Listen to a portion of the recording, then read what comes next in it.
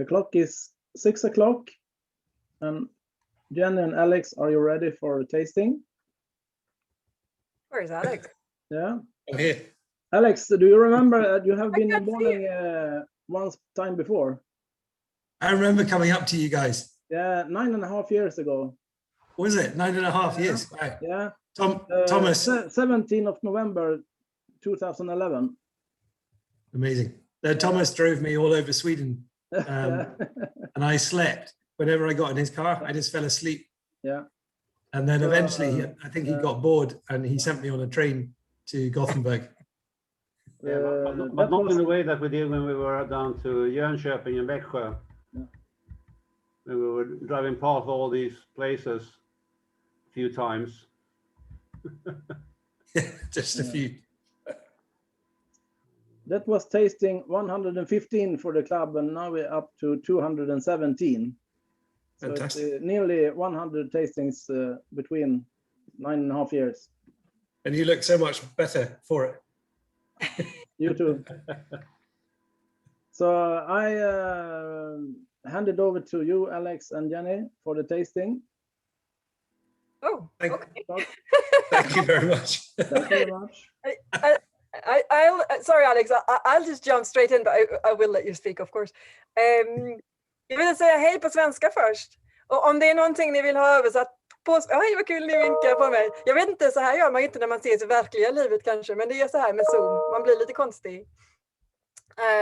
Så jag ville prata lite svenska. Och om ni vill ha någonting översatt så är det bara att skicka ett meddelande i den här chatten, så hjälper nog Anders mig, tror jag, eller Henrik. Är Henrik också här? Jag ser inte honom. Det är så många. Han sitter, det är så SMAD på Henrik. Ja. Hallå där, så du sitter jämte mig. Jag tittar överallt här. Okay, so hi Alex. I just sort of jumped in and took over and did my my Swedish chat. Yeah, please do as much as you like. How is your Swedish, Alex? Tack. Whisky, ja tack. Det är så roligt att se alla. Ni är 90 stycken tror jag här. Det är ju fantastiskt. Jättekul att se er. Det här är min andra provning för Adelphi i hela mitt whiskyliv. Och det är jättekul att det är just med er. Så ni får ha bra frågor så jag lär mig mycket. Och så är chefen där och han sitter längst bort på höger sida här för mig. Så han kan hjälpa mig lite grann med. Right, so I'm going to go back over to English. I hope that's okay with you. And if you don't, if there's something that is a bit tricky, then just send a message in the chat, and I'm sure somebody will help us with translation. It's going to be a little bit of Swinglish. I am known for my lack of. Well, actually, it's easier for me if I do it in English. But when I do tastings in Swedish, I struggle to find the words now these days. I blame old age. And then not enough whiskey. So this evening, I'm joining you from Edinburgh. In fact, this is our little office corner in our bedroom in Edinburgh. And Alex is in our lovely office, which is just about half an hour, or 20 minutes north of Edinburgh, in Fife. He's sitting on top of our bottling hall in our beautiful office. And he's working late tonight to join us. I actually, I left the car at home and walked through the woods. So I have a slightly nervous walk home when it's pitch black and lots of wild animals with pointy teeth. Anyway. Do you have like a head torch? No, just my phone. Okay. Let's hope you've got battery left on your phone for the walk home. But it's only a short walk for you. You don't live very far from the distillery, from the bottling hall. It's great. So most of you, I have met some of you before on my tours of Sweden. I see a few familiar faces and some new ones, which is great. So my name is Jenny Karlsson. I come from Falkenberg, the West Coast. Whoa, West Coast. Oh, it's me. Okay. And I've lived in Scotland since the late 90s. And I joined Alex's team in October. I suppose I started freelancing with them in July, and I've been working as their marketing person since since October last year. So it's been all go. We had straight away the release of our first single malt whiskey that we're going to try first. So we're going to start with this one. And I'm taking this one, if that's okay with you, Alex. We haven't really had a chat about this tasting between us. We've just let Henrik organize everything, which he's done beautifully. I love the tasting mats and I love the whole layout. It's been brilliant. But we've both been quite busy on other things today and this week, so we've not had a chance to decide who takes what. But I'm taking this one, if that's okay, because I want to talk about the QR code. You can take them all. I might talk a wee bit about the distillery once you finished. Yeah, brilliant. But yeah, go for it. And it's absolutely just hands up or click on that. I think there's a little hand that you can click on if you have any questions. Alex is there. I'll learn. I'll listen. But yes, so the first sample for this evening is the AD 09-2001, which is our first ever single malt whiskey from Ardnamurchan Distillery. And Tina, nu blir jag nervös när du tittar på Thomas där. Var det något, sa jag fel? Nej. Him about where to press the buttons and I just saw your face and I thought, oh, did I say something wrong? I was like, can I press this one? He was like, no. Okay, sorry. So the first whiskey of the evening, Ardnamurchan's first single malt. I'm just going to pour myself a little dram, and I have my little matching glass that I picked up yesterday when I was in the office. Jenny, I'm opening my last bottle for this occasion. Oh my goodness, this is my last bottle. And I've only got a little bit left. But I say last bottle, I only had 2. You want us to send you one? Yes, please.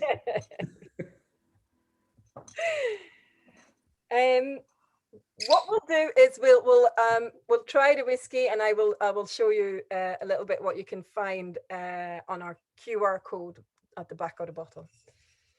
You've obviously got sample bottles, so you don't have the QR code, but I would happily share my screen with you so you can see what happens.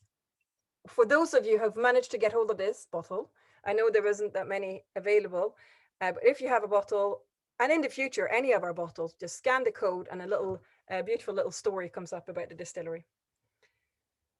So we're, I mean, is anybody here on in this tasting have been to, if you have been to Ardnamurchan, put your hand up and I can, okay, so on the page I'm on, quite a few, let me keep your hands up, that's so I can see, keep your hands up. All right, there's a couple there, nice. Okay, and then there's some that have chosen, they're probably in their pajamas, so they're not showing their video. That's fine, I don't mind. So that's great to see that so many of you have actually visited Ardnamurchan. My first visit to Ardnamurchan was when I joined the company, so I've fallen in love with that place. It's the most westernly point of Scotland. It's kind of that little finger that's hanging out over the Isle of Mull. If you haven't been, and it's quite a tricky place to get to. It's an interesting drive. Yeah, Henrik is nodding, and I've seen from when they set up the distillery the videos of the lorries taking the turning and crossing bridges, and it's quite a scary movie because the road is just so narrow, and it was quite a challenge, I think, to build a distillery out there. But it means, oh, sorry, I forget to drink. Let's not talk too much about it. I'll talk a little bit about it, but we'll drink some whiskey as well. So in your glass, you have a whiskey that's matured at our distillery, and it was distilled in 2015 and 2016. So we've not put an age on it, but it's not 3 anyway. So you know you're getting something that's 5 or 6 years old. I am a massive West Coast bourbon matured whiskey fan. That's my style, my go-to, my comfort zone. I absolutely love it. So this makes me happy. I'm straight in there with that coastal influence, a little bit of leather, seaweed.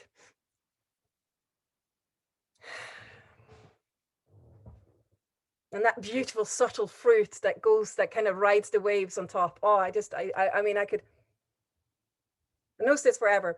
And I like, we've bottled it at 46.8%. So we haven't bottle it at cask strength, obviously, and we haven't gone as low as 46. We decided we felt the flavors were best at just a little bit above 46.5%. So this was the percentage that we decided was the best flavor profile for us. It's keeping quite a lot of the oils in the whiskey. And so I know my whiskies with my mouth open. It's just something I've learned along the lines. I'm sure you've been told different things, but it does help me. Doesn't look very pretty, especially not since my face is right in your screen. Anyway, drink some whiskey and I'll get prettier, I swear. Okay, so Slanjava, try some. I've nosed it now. I want to try it.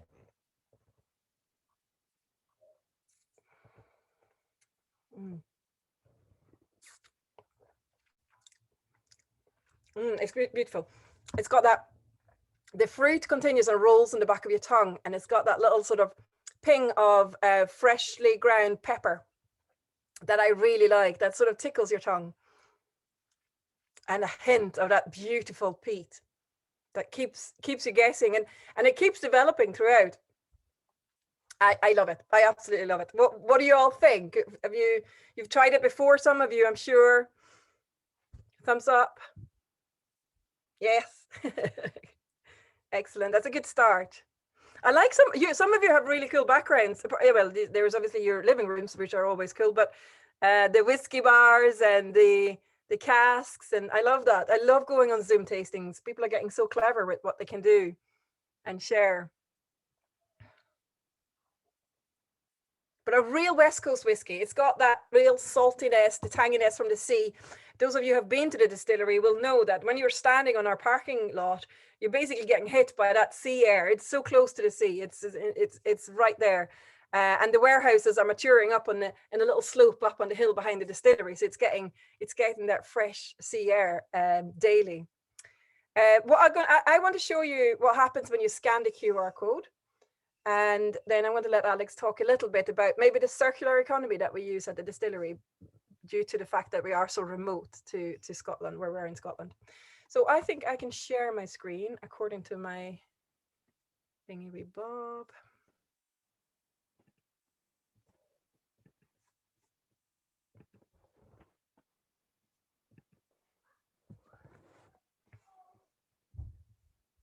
Oh.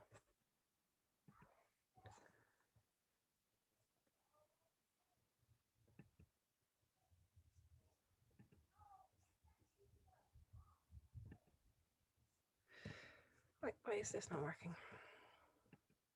I did try this before and it worked, so I'm not sure why it's not working now.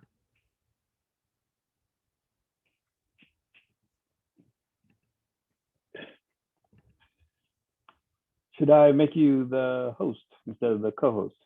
Yeah, okay, see if that works. I promise I won't kidnap you.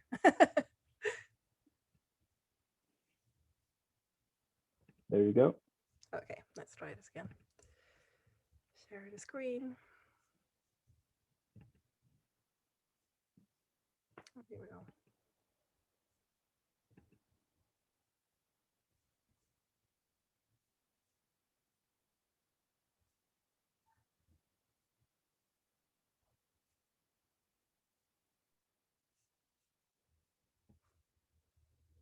Oh.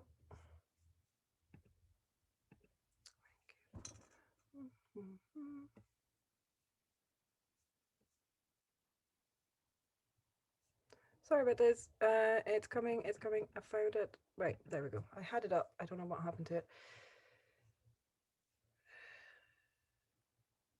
Taste the story. So, okay, so here's a 1-minute film that we took end of last year, in September, October last year, just to go with the launch of our first whiskey. So it'll just give you an idea of where we are, how it looks around the distillery and inside our distillery. And hopefully the sound works as well. There's a little. I spoke too soon.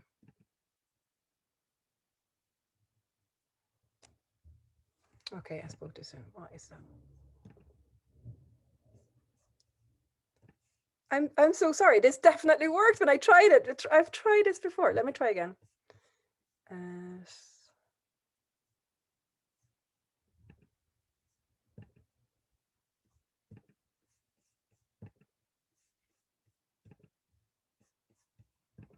Okay. I tell you what, I'm going to do this. I'm going to play around with this. I'm so sorry. I've done this a few times. It has actually worked. I don't know what happened tonight. I'll try and find the film and then the QR code, which is also on my screen. But meanwhile, if you don't mind listening to Alex talk about the distillery and virtual in front of me, this is going well. I can preempt the video, hopefully. But look, no, really good to see everyone. I can't believe it's been, what do we say, 9.5 years since I was last there. So yeah, a fair old chunk of time. 9.5 years, yeah. So 9.5 years ago, we were just beginning to work on the design of the distillery. 2011, yeah. So I was spending most of my time when I wasn't being driven by Thomas around Sweden. I was spending most of my time in the offices of Forsyth up in Speyside, in Rothes. And with the help of the late, great Dr. Jim Swan, we designed the distillery from the ground up. Now, Jenny has already alluded to the fact that it is very remote, the location, and also the roads are quite small. So we had to almost work backwards. We had to work out what would be the largest piece of equipment that we could get down the roads and then design the distillery to that size. And the single largest piece of equipment normally in a distillery is the mash tun. And we measured the road at its narrowest point, which is a bridge about 8 miles away.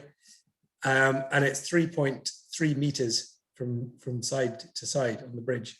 So our mash tun is 3.2 meters across the way, which gives us a 2-ton capacity in the mash. And then everything else follows. So 2 tons of mash creates 10,000 liters of wort for your fermenting or fermenters for your washbacks. And from there, 10,000 liters of wash into the wash still and 6,000 liters into the spirit still. So everything is linear, everything is sized back to that 2-ton mash. The next thing we wanted to do, again, because of where we were, was to look at how we were going to heat and power the distillery. The last thing we wanted to do, both from a cost point of view and also from just not having too many lorries on the road, was to have to bring in oil and things like that. We wanted to try and have everything local. So we did a lot of design work on having a steam biomass boiler. So a boiler that could be heated or fired by locally sourced wood chip. So all the forestry is within about 3 miles of the distillery. It's all being replanted as it's cut, and it's chipped for us just over the hill, and then a tractor brings the fuel round and drops it into a large pit with a moving floor. So all of our steam, all of our heat is heated from trees locally, basically. And then the electricity, which is the other big requirement, we're very fortunate that the river, which is next to us, where the cooling water is coming from, also has a hydroelectric generator on it. So we have our electricity coming from that same river. So it's a very nice little sustainable, if you like, renewable system that we have. Beyond that, every distillery has co-products or byproducts which they have to get rid of. And again, we didn't want to have to take these away off site too far because the road's so small. So the people that chip our wood, we now have a 2-mile pipeline going over the hill, and all our liquid waste is piped up to that plant and is evaporated and then combined with the solid waste, which is the draff, which is collected by the same tractor that delivers the wood chip. And that combination is then pelletized and is a very, very nutritious animal feed for the cows in the area, and the deer as well, actually. So it's a very perfect little symbiotic relationship with our neighbors. And it hadn't really occurred to me. I mean, we'd seen the plans, we'd done the design. We eventually got it working. It wasn't easy. but it hadn't really occurred to me, this sort of bigger picture, until just a few years ago, I was eating in a restaurant in Glasgow, which is also called the Ardnamurchan restaurant. And it was it was opened by two people from Ardnamurchan. And where possible, it only uses local produce from the area. So the beef coming from the cows up there and the venison coming from the deer. There's also seafood and things as well from the area. But when I was eating a nice big juicy steak in the Ardnamurchan restaurant, I realized for the first time that steak had been fed on the draff from our distillery. And it actually tasted even better after that. So yeah, it's a lovely little story, but it's done not just to be environmentally responsible, it's also done because it works in that area. It's been a big learning curve, but we got there, and it's now proving to be very efficient as well, which is great. Jenny also mentioned when we were tasting the whiskey about the local environment in terms of the weather. So the big strong wind, the sea, the salt, everything coming in. And that was the other thing that was key when we were designing the place, was to make sure that, first of all, we made as good a spirit as we possibly could. But secondly, and in a funny way, it's almost more important because it gives you that unique style, is to allow nature to then take over. So all of our warehousing is on site, built up, stepped up the hill. The original warehouse, half of it is actually below ground, below the hillside. So it's incredibly wet and humid and very constant in temperature. And then as you go up the hill, obviously they're slightly warmer or fluctuating in temperature a bit more. But the character that we're now finding, 6 years down the line, is so much to do with the location. It's so much to do with that salt, the sea, the wind, the rain. And it combines really well with the fact that the water that we use for our process, which includes, of course, reducing the alcohol down to 63.5 when we fill the casks, that water comes off the hill and it looks like Coca-Cola. It's so peaty, it's dark brown and delicious. Just the water itself is very, very rich. So again, that's adding a unique side to this whiskey. And I'm kind of hoping, and I don't see how it could ever happen, but I'm kind of hoping that no one else will ever build another distillery on Ardnamurchan. And so we can keep that style just for ourselves. It seems very selfish, but I think we deserve it. So anyway, yeah, that's kind of where we are. We've had to build more warehouses as we've gone along. We now have approaching 11,000 casks maturing. We've just got planning for 2 more warehouses, which hopefully will be up sometime during the summer. And at that point, assuming we can persuade you to drink enough of the stuff, then we shouldn't need to build any more warehouses. But we'll just have to wait and see. Maybe in 10 years' time there'll be another 20 warehouses, but who knows? But the current production level, we are aiming every year for about 400,000 litres of alcohol. And from that, at any given time in the future, we'll be using about 200 to 250,000 for single malt for Ardnamurchan. And the remainder we'll use for other whiskies that we'll produce ourselves, but also it enables us to do some filling contracts, some swaps, some trading with other distilleries, which then benefits the sister company, Adelphi, the independent bottler. So it's not just about Ardnamurchan single malt, it's also about helping Adelphi continue with some decent stock in the future. Is everyone okay? The chat is looking very empty, which is either a good sign or a bad sign, we're not sure. How peaty is it? How peaty? Yeah. How many ppm? So we do, that's a very good question. We do 50% of the year, half the year we do unpeated, and the rest, the other half, we do peated. And at the moment, well, ever since we started, that peating level has been 30 parts per million, 30. But of course, it's Highland peat, not Islay. So you don't get that iodine character that you get on Islay. It's a much more ashy, kind of drier peat, I suppose is the best word, more kind of bonfire-like. We also, not that it's smoke, but we also get peat flavor from the water. So even our unpeated, once it's reduced with the water into cask, it's getting a little bit of peat from the water as well, which is great. It's another lovely characteristic. Is that all right? Jenny, how's it going with the technical part?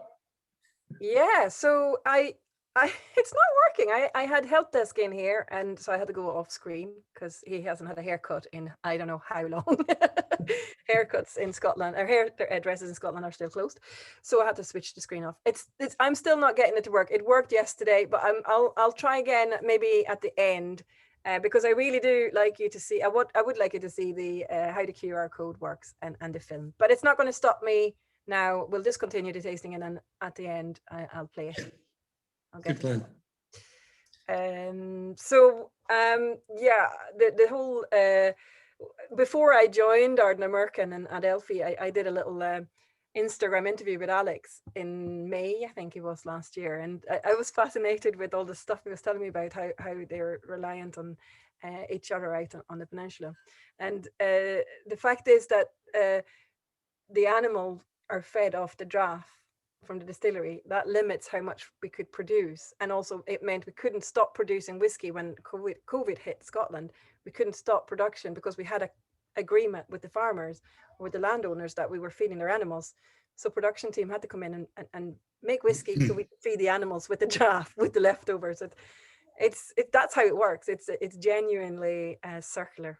Yeah, fortunately, when COVID hit, we had about a month when they couldn't feed off the natural ground because it was still cold. But we only had to supply until, I think, the middle of April. We finally shut down, by which stage there was enough grass on the hill for the cows. But it's a classic case of tail wagging dog.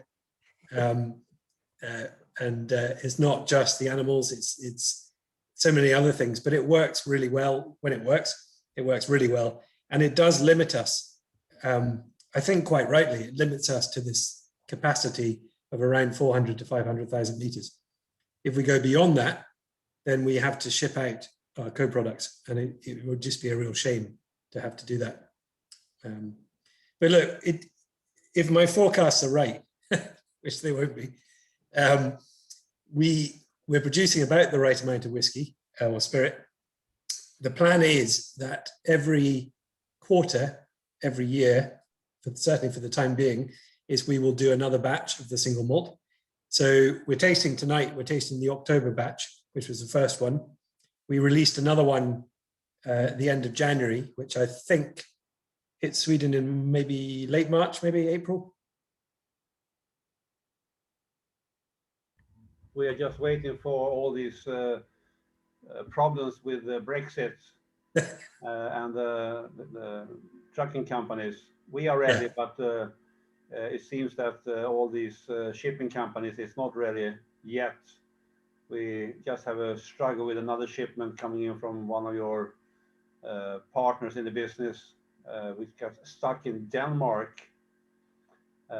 We hopefully get it tomorrow, and it's going to be released on System Logit on Tuesday. So great. Yeah, it's a bit odd. No, I think it will take time just to get around. I mean, you're not alone. That's all I can say. I mean, the German shipment we've actually had to send to Austria and then go in the back door. Yeah, so we're all just having to improvise a little bit at the moment. But yeah, in terms of production, we're going to be releasing one every quarter, and we're going to gradually scale up the size of each batch. So the first one was just under 16,000 bottles. The second one was just over.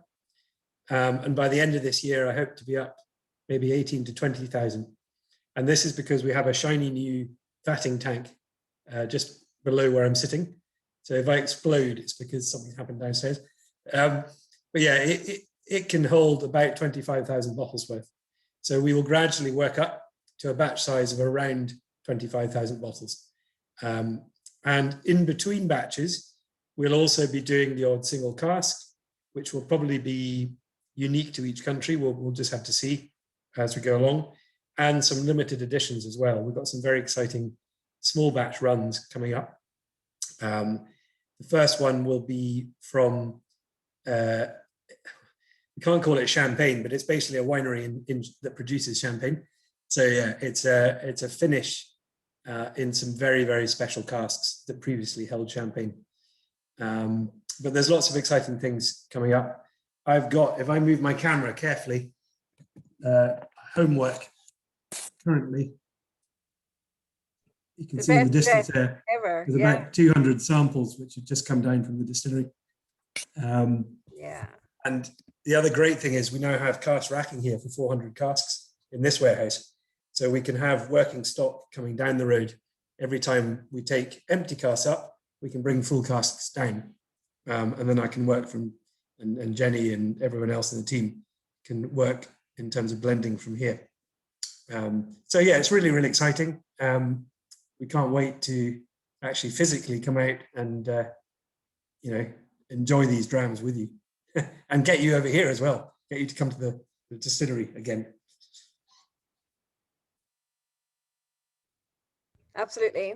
I know. I keep saying to everybody, "Oh yeah, you must come to the distillery, and I'll show you around." Yeah, I can't wait to meet you. And there's going to be so many people coming out there as soon as we open our doors. It'd be great. So I think that was the only Ardnamurchan whiskey we had, and then the rest is going to be a list of our Adelphi range. And you're obviously familiar with Adelphi, having well, you've been a whiskey club for quite a while, and I'm sure you've tried Adelphi whiskies in the past. And the first one is a Linkwood, which was before my time, so I didn't manage to get a sample. I wonder, did you get a sample, Alex? I haven't got a sample. I've got, really annoyingly, I've got a tasting note, which is even worse. So I get to read it but not taste it. But there we go. Yeah. No, I do remember this cask. It was, I think we had two of them.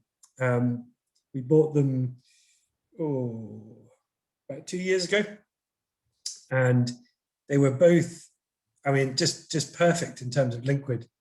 They were both refill ex-bourbon hogsheads, so the ideal size and type of cask for long-term maturation in what is basically the perfect long-term maturation country.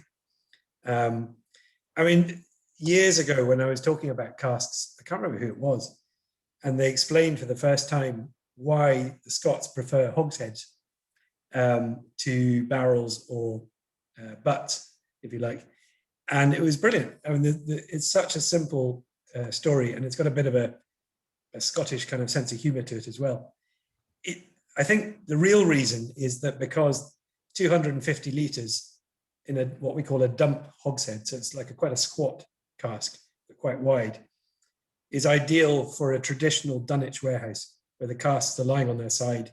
It's got that perfect kind of all-round atmosphere, you know, in terms of getting absorbed into the wood and out and all the rest of it, that interaction during maturation.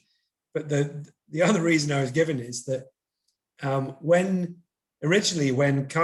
barrels from America were coming over to the UK, to Scotland, they were broken up into staves in Kentucky, and they were shipped in staves, and then they were rebuilt by the coopers in Scotland. And the coopers soon realized that they could make 2 hogsheads out of 3 barrels worth of staves. And the hogshead to them was so much better because they didn't have to bend down so far when they rolled the cask.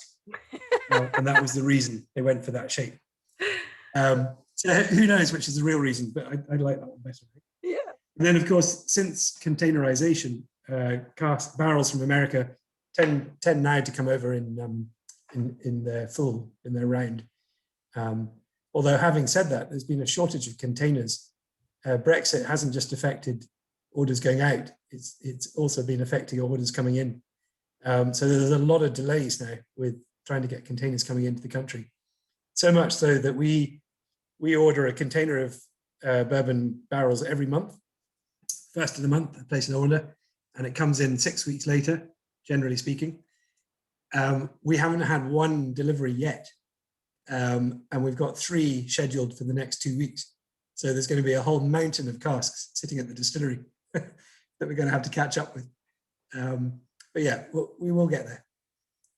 Anyway, this Linkwood was in this lovely refill hoggy, It's 48.4%. So it really has matured well in terms of dropping its strength.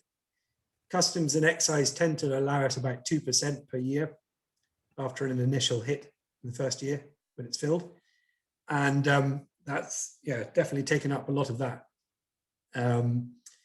We also tend to find, I'm sure you're aware of this, but we tend to find as whiskey matures and the strength comes down naturally, when it gets to the low 50s and into the high 40s, it develops a whole new fruity kind of character, almost becomes tropical in a lot of cases. So that's why it's really nice when it just naturally drops like that. We got 229 bottles in this cask, so a decent amount. Again, you tend to find if the strength is low, the quantity is high, and if the strength is high, the quantity is low, because if the strength stays high, it means the actual physical volume, liquid, is evaporating. Whereas if the strength is coming down, you're retaining volume. And I'm delighted to say that in Ardnamurchan, certainly in the original first warehouse, we are losing we're losing alcohol and retaining volume. So there'll be less tax and more whiskey when it's mature, which is the best. Spoken like a true Scotsman, Alex. Yeah, short arms, long pockets. Love it. So if I read out the note, I apologize for having to read this because I haven't got it in front of me, as in the whiskey. It should be a kind of mid-gold color, hopefully. It has very little beading. Now, beading is an interesting thing. I'm sure I did this when I was last with you. But when we're doing our selection, and it was Charlie McLean who taught me about this originally, if you shake the bottle, if it's over around 46 to 49% alcohol, like this Mortlach we're going to try later, it throws a lovely head of beads, bubbles. And the longer it retains its beading or bubbles, it's more likely the better the texture. It's not always the case, but it's more likely. There are a number of reasons why it might not be the case, but it is a very good indication. Now, according to my tasting note, the liquid does not bead, or it beads a very little amount if you were to shake your miniature. And this is because it has come down to that borderline beading strength, sitting at 48.4.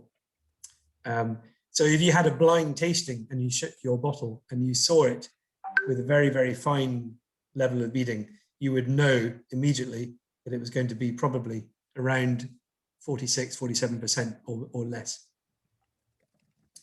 On the nose, red Macintosh apples. So lovely shiny red apples, quite a rich, and also quite waxy, the Macintosh apples too. Clementine zest, so quite citrusy, zesty. Marzipan, which is typical of American oak, especially in a long maturation. And then again, coconut biscuits, so that's more American oak coming through. I'm hoping some of you are getting this because that's what we wrote 3 years ago. Taste-wise, delicate, which you'd expect because the strength is quite low. Angelica root, so that's the funny green thing you decorate cakes with. I'm not sure if you do in Sweden, but we do here.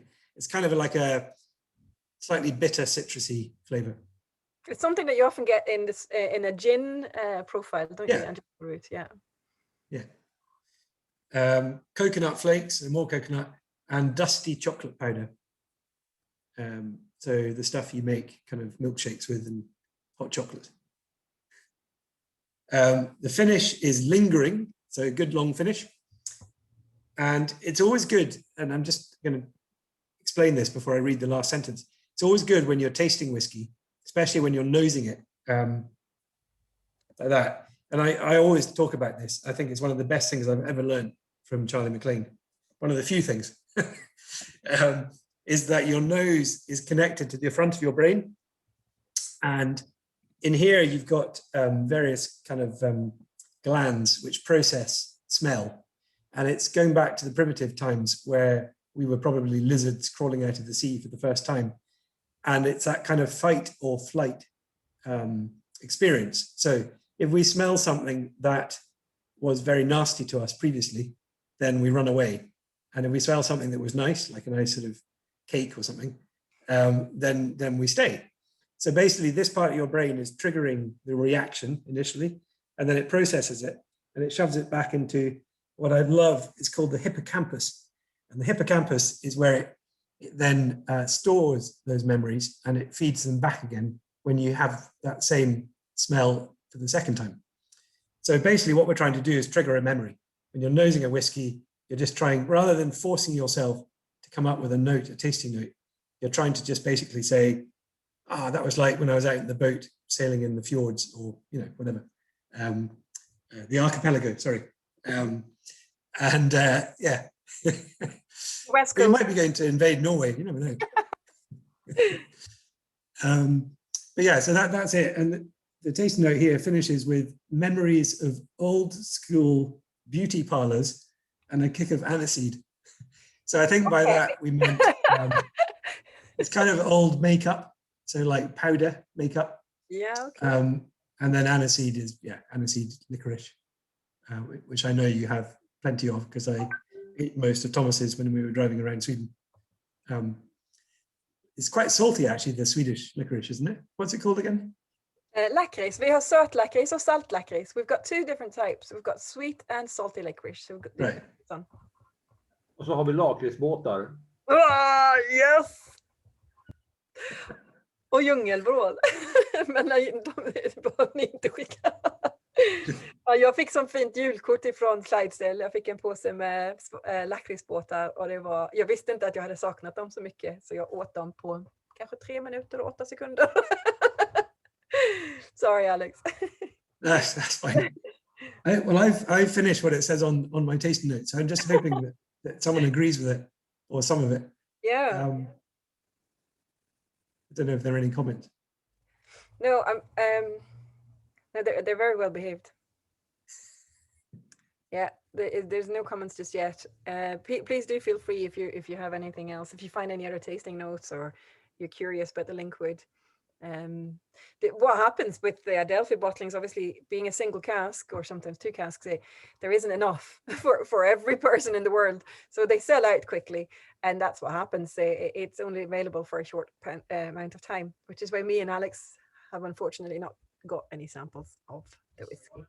It used to be the case when it was just me. I would basically, my job consisted mainly of selecting or helping Charlie with the selection of the casks. We would then, having selected them, we would then hand them over to Gordon, who would bottle them. And meanwhile, I would then get on a plane and go and travel the world and try and pre-sell them. But the problem was, by the time I got back to Scotland, looking forward to trying these casks that we'd sampled and had been bottled, they'd all been sold and left. So quite often, I never get to see any Adelphis again until we actually come and visit people. And sadly, we can't do that. So we just have to imagine. Anyway, we will return to normality soon enough. Yeah. What's if everyone's all right, I don't know what's next on the list. So next on the list is Breath of Speyside. I wanted just to check with Anders and Henrik, what do you want to do with breakout rooms? Do you want to do 2 or 3 whiskies and then a breakout, or do you want to do, we're totally flexible in your hands. So however you want to run it. What do you normally do? It's up to you. Ooh, you get to play God. Yeah. It's sometimes nice to have maybe 3 whiskies and then break out and talk about them. Would that work? And then we'll do the next 4. Absolutely. Yeah. Okay, well, let's do another whiskey, and then if one of the I think Henrik, did I make you a co-host again? I think I did. Yeah, you did. I can make you a host even. You could set us up with the groups. Would that be okay? Yeah. Cool. Somebody, actually Per says it got a lot better with some water. So he maybe wasn't so sure about it. I mean, the way you describe it, Alex, I would say it isn't just an everyday whiskey, is it? It's quite a particular profile. So do try and add a little bit of water. Yeah, I mean, I do remember it being quite delicate, certainly initially. Even though the finish is quite long, the overall profile is quite light and delicate. But yeah, I mean, look, bourbon casks, we tend to find bourbon casks definitely benefit from a little water. You do have to be quite careful when you get down to these kind of strengths. But anything that's been bottled straight from the cask without the addition of water should change somewhat, whether it's better or not. It should change, because basically whiskey maturing in oak, after that process, it is hydrophobic. So it will react to water in some degree or another. It's different, of course, if you've reduced it to 46 or something in the bottle. I remember back in my uni days, which they weren't that far away because I went to university as an old lady, and I was working in the whiskey shop at the weekends, and you would ask customers when they come into the whiskey shop, says, "Oh, I'm looking for a whiskey," and say, "What kind of whiskey? What do you like? What kind of whiskey?" "Oh, I don't like whiskey." And okay, you want to learn about whiskey? What do you normally drink? Gin and tonic. And for some reason, if somebody said they like gin and tonic, I thought, oh, well, liquid is the whiskey for you. It could just be me having that sort of parallel between, it's that sort of, you were talking about Angelica root, and I don't know, there's an aniseed. It's very a gin profile, in my opinion. That's another interesting thing. I was doing randomly, I was doing an interview with a lady in Ireland a couple of weeks ago on the merits of blockchain. And everyone kind of goes, oh. But she didn't know very much about whiskey. She knew a lot about gin. I think she lived very close to a gin distillery just outside Dublin. So she said, the first thing she asked me about Ardnamurchan was, so do you go out, do the operators go out every day and forage for all the botanicals to put in the whiskey? And I was kind of going, oh. But then something clicked, and it's the first time I've really thought about it like this. Gin, as we know, is made up of flavor on the day. So it's basically botanics added to neutral grain spirit, distilled or rectified, and then bottled. And it all happens within a couple of days, give or take. Whiskey, of course, has to mature for 3 years. And crucially, you're not allowed to add anything to it, apart from water and spirit caramel, if you like, that kind of thing. So fortunately, I was kind of thinking as we were speaking, and my reply to her was, well, legally, we're not allowed to add anything, but it's the maturation that adds our flavor. So in the case of Ardnamurchan, with our proximity to the sea and all that weather that comes in, our flavor profile is a lot of it is coming from our locality. Just as your gin maker would be going out foraging, we're getting this sort of natural forced forage, if you like, during maturation. So there is some similarity, but it's just a very different way of doing it. And she seemed quite happy with that answer, and then published it as well, which is even more concerning. Yeah.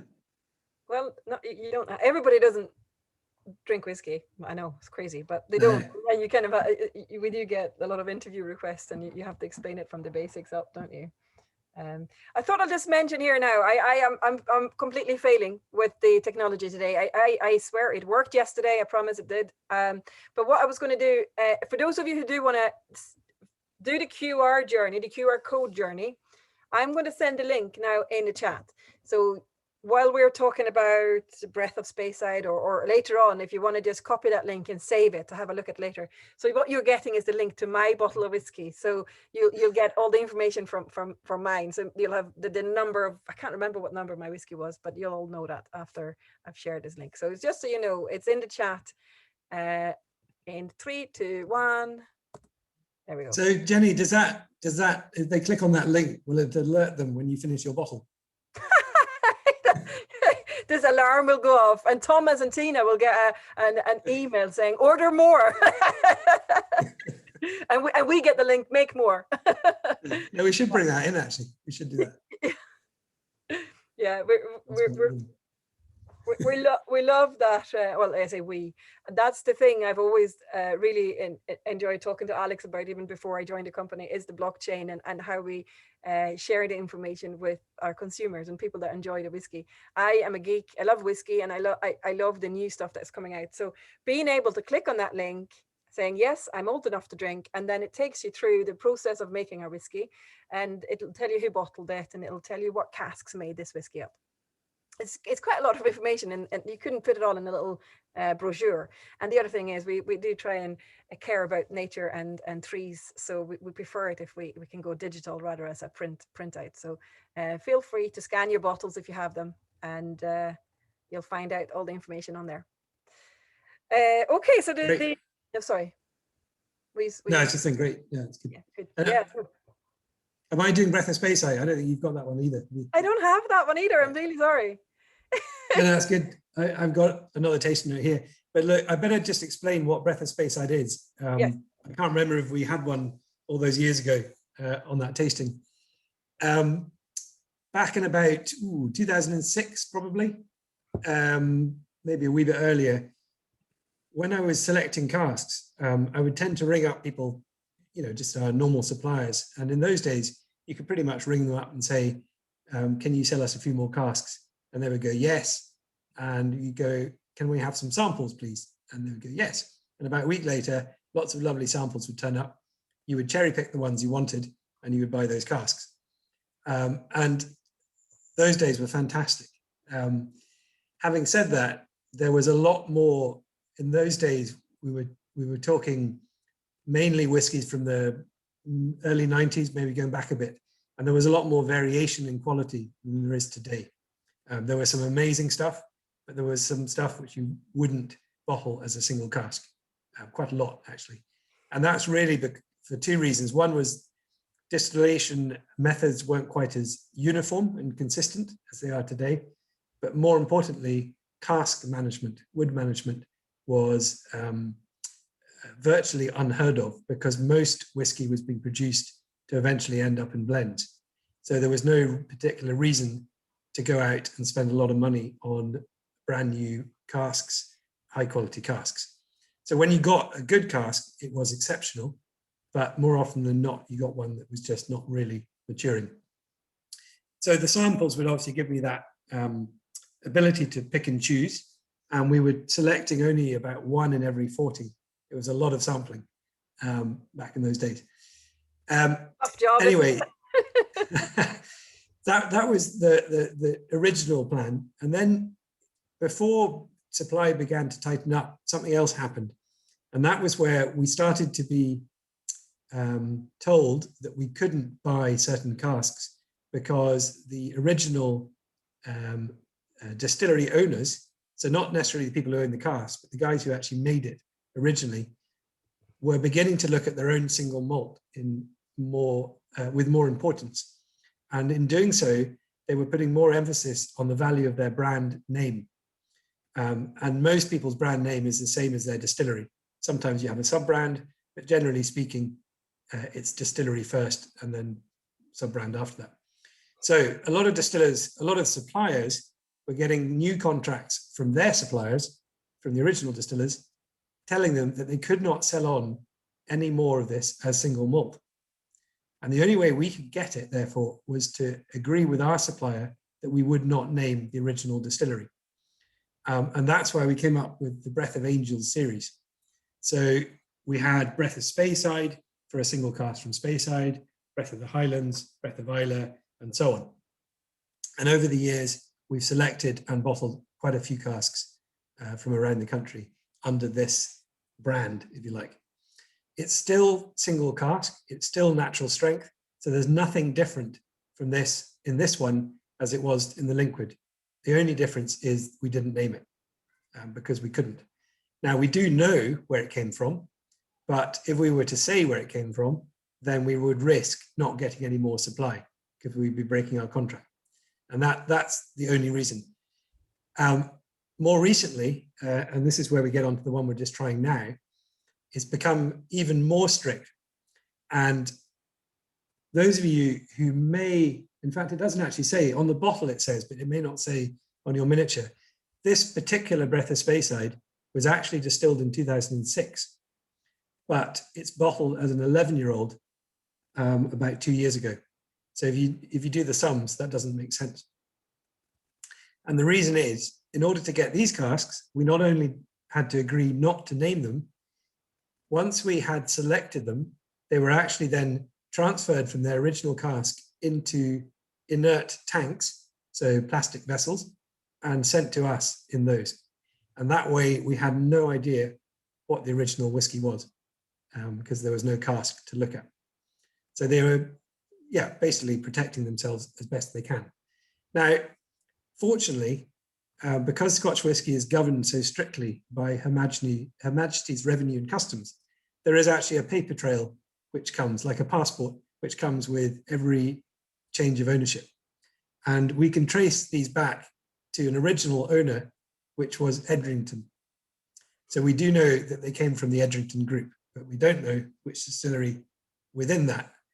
But in 2006, in Speyside, owned by Edrington, you had Tamdhu, Glenrothes, and Macallan, I think.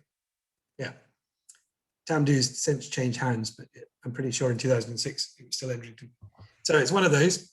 To be honest, we don't care. Adelphi is always selected on flavour. We've selected very simply on the basis that if we would drink it and have more than one sip, then it's worth putting in a bottle. We honestly don't care which distillery it comes from. Although, if you gave me a brewer tomorrow, I might say yes.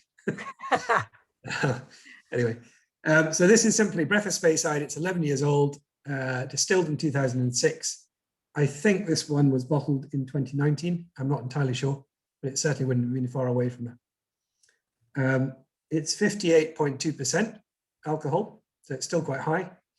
It was from either a very active refill sherry butt, so a big 500 litre cask, or a first fill, because it's got pretty decent colour. We actually think it may be American oak, but you can make up your mind for that on that. The big distinction between American and European oak, if you're tasting a sherry cask, is around the tannin and any potential sulfur. Now, I haven't got sulfur in the tasting note, so that would certainly point to American oak. Spanish oak tends to show sulfur more because it cannot be, when you're making the casks, you can't char the inside of the cask so vigorously because the actual wood itself, the oak, is not strong enough to take a strong fire, a hot fire. And if you don't char the cask and there is sulfur in the whiskey, then it can potentially remain in that because it's not getting filtered by the charcoal. So more likely this is an American oak sherry, but you'll need to make up your own mind. So rich copper gold color and a moderate bead. So it does bead, but not particularly long. Highland toffee and curly whirly chocolate bars, which are actually quite similar.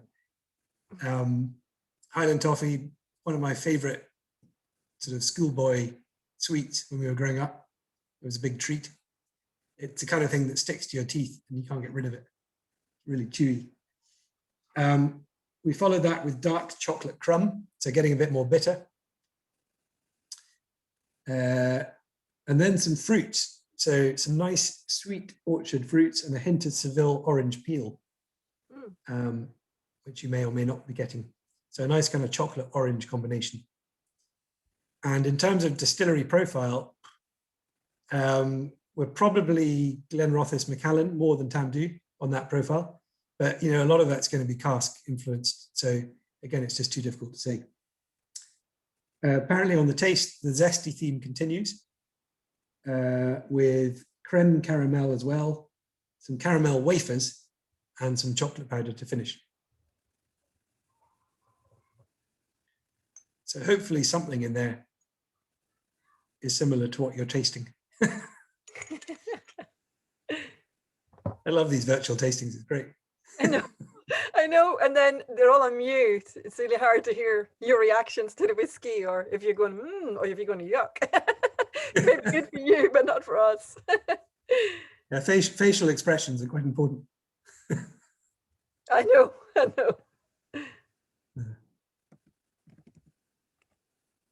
The other, we also have another range of whiskies at Adelphi, which I'm sure you've tried some of, which we simply call the Dales. And the Dales were originated for the same reason as the Breath range, to not name the distilleries.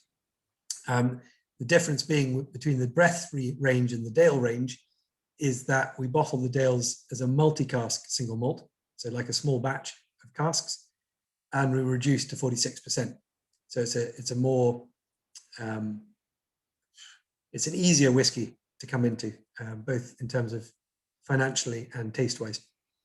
Now, over the years, the labelling laws have changed a little. We now have to, at the very least, name the region in which the whiskey comes from, especially if you're using a brand name which is a place. And this is to prevent confusion around that brand name pretending to be a distillery in its own right. And I don't know if any of you drink Irish whiskey. I mean, there's some cracking Irish distilleries cropping up, but their whiskey laws aren't quite as strict as the Scotch whiskey laws.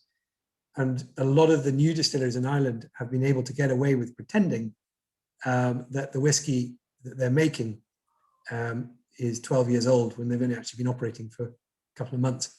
And this is because they can buy in other Irish whiskey and still call it after the name of their own distillery. But we can't do that in Scotland for obvious reasons. Yeah, they're Irish, eh? What can you say? I wanted to add something earlier when Alex was talking about the demand is higher and some samples aren't good enough just to be bottled as single casks. And I think everybody agrees with me, but Alex won't bottle anything, or the team now, because there's a few of us, but you've been doing it since 2003, won't bottle anything that he wouldn't want the Adelphi name to be on. So it's always the best. And I think you did a tasting in Sweden somewhere, because somebody told me in a tasting I did a few weeks ago that it's good, but it's not Adelphi good. Did you actually say really? that? I think that'd be good if you did. I hope I didn't say that. I'm never that arrogant. I think that's it. No, but I think that's what they understand, that we only bottle what we really want to bottle and what we think is good enough. Yeah, but at the end of the day, it's a personal thing, as you know, Jen, and it's you know, we can only say what we like, and we just have to hope that other people like too. But we would never. Well, actually, there's been one exception, and it wasn't our fault. 3 or 4 years ago, I was offered a privately owned cask of Bruichladdich. It was a sherry hogshead, I think, from memory, quite a dark one, and it was just before Bruichladdich was sold to Remy Cointreau, and the sample came in. I tasted it. I made the owner an offer. He accepted it, and it was great. It was a really nice sherry cask. It was lovely and clean. And we then, usual procedure is we then contact the distiller where the cask is lying. So in this case, Bruichladdich. There's a change of ownership paperwork, and within about 1 week to 2 weeks, we can pick up the cask or casks and bring them to Fife, to here. Now, unfortunately, Remy Cointreau literally shut the door. They stopped trading while they kind of took stock, and that took about 5-6 months, I think it will take. So the next time we heard about the cask being available was literally 6 months later. And I was traveling, I can't remember where I was. Gordon rang up and said, "Oh, we've got a chance to pick up the Bruichladdich." I said, "Bring it in and get it on the next bottling run," because it was pretty active, you know, that cask. So by the time I came back, it'd been bottled and it'd been exported. And then my next trip was to Switzerland with Charlie, and we were standing in a brand new place, somewhere we'd never been before, right down in the south of Switzerland, on this beautiful lake. About the same kind of number of people as we have tonight. We actually had a stage, so we were up above them. And what we tend to do, Charlie and I, over the years, when we do tastings, is I'll do one, he does one, and so on. He always starts with the blend because it's his favorite whiskey. And he pours himself about that much blend, and that's his warm-up dram. So we got the evening going in style. He had this, and he'd been talking so much that I had to go nudge him, you know, because we were about 45 minutes in and he was still on his blend. And I said, "Charlie," you know, and the audience kind of looked up, and he went, "Oh, and he just went woof and necked the whole thing. And there was this stunned silence, a kind of hush went around the room. So that was a good start. Anyway, a bit later on, I had the pleasure of showing the Bruichladdich, and it was the first time that I'd tried it since all those months ago when we bought the cask. And talk about sulfur. It would definitely never have passed the selection at that point.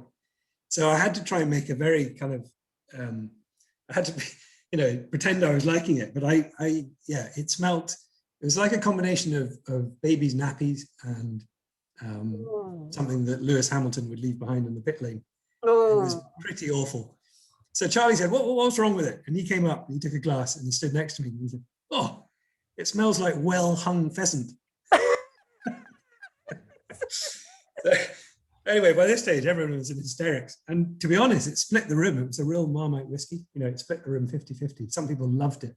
And some people like me couldn't manage another sip. So that is, in my almost 17 years, that is the only Adelphi I have been unable to enjoy. I think. Okay, well, it wasn't down to you though. That was no. Would you like? Do you want to go into breakout rooms so we can chat amongst ourselves for just maybe, I don't know. Usually these rooms shouldn't last too long. What, 4 minutes or something? 3 minutes? Yeah, fine? yeah. 4 minutes. Mm-hmm. And let's see. Does it just randomly select it? Yeah. Cool. I bet you Alex and I will end up in the same one. Let's see. And now let's. Fascinating. Yes. So see you soon. See you at the other end. Trouble with breakout rooms, you get halfway through a sentence and they disappear. Now, oh hi! I see you now. And then you have to look for you now. See, I found it. Yeah. Did you have trouble with the sound? Was it, or did you have this? Was it just? It was just me, maybe my group. I think we were fine. Okay. Yeah, that was just my group. I think we maybe had some problem with our computers.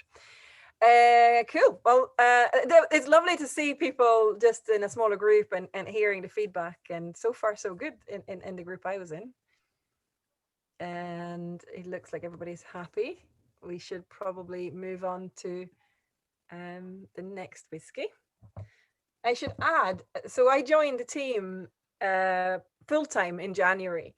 I haven't yet been part of the selection process, or I don't even know where they buy the casks from. That's kind of a secret. Alex and Connell, they have their secret agents. So sometimes I don't know where they come from. It's the back of a lorry, basically. Yeah, it is. It seems to be like magic sometimes. But the next whiskey we're going to try is number 4, and it's the Mortlach. Ooh. I know. Special That one you have. Yes. Oh, look, you've got the full bottle. I've got the little one. Only the name builds up great expectations. I know. Yummy, yummy, yummy, yummy. Well, this is it. I mean, that can go either way. To be fair now, Mortlach has such a name, a huge name, to big feet or big shoes to fill. I'm starting to slur my words. I'm only halfway through. I clearly haven't been doing this for a long time.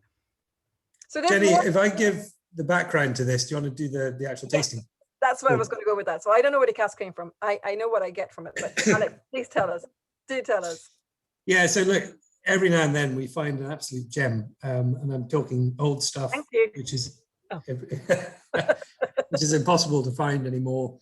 But of course, it's still got to taste good, and flavor profile of this was just unbelievable. We have one of our suppliers who's been a supplier for many years, who is a distiller, but also a blender. Have stock all over Scotland, but one of their distilleries, which is quite far north, I'm not going to tell you which one, has some of their oldest warehousing. And in one of those warehouses, one of those old warehouses, they have some pretty old stock. And generally speaking, every January, we've been invited up to select a few casks. It doesn't always happen, but most years we have been. And this year, I remember going up, it was absolutely freezing. It was myself, I think, and Gordon last time. And we came in, and it's one of these things, you walk in, it's a big Dunwich warehouse, and they've rolled out the casks, but they've rolled them out at the far end. And the light kind of shining in from the door as you walk in, you can just pick out some names in the distance. And the closer you get, your eyes are kind of, whoa. Anyway, there were 2 of these in this selection last time. Both were fantastic. This is the first one we bottled. Horrendously expensive. Unfortunately, old whiskey is now. There's just so little of it. And you know, we all know supply and demand that does to price.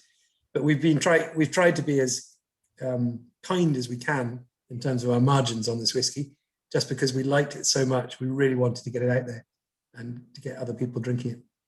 But yeah, that's basically it. It's from a warehouse which has been lying for years and years and years, right in the north of Scotland. And like the Linkwood, it's a proper refill bourbon hogshead long-term maturation. So I'll let Jenny read what we found in it. But like all old whiskies with a bit of oxygen, you'll find some completely different things as well. But enjoy it anyway.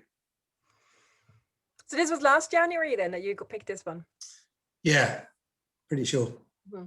No, this is the first Adelphi whiskey that I was part of the panel of writing the tasting notes. And the way we did that was that we divided the bottles up into 5 or 6, and sent it out to everybody in the team. And we did a tasting like this on Zoom. And I think it lasted 5 hours or something. It lasted way into midnight. And it was a work day the next day, I think. And some of the tasting notes we never published. But it wasn't because they were bad. It was just because they were silly in the end. It was the first time we did this as a team effort. And it's great fun. Even though we can't be in the same room, we try and make the most of it. And we do the Zoom thing, just like you do.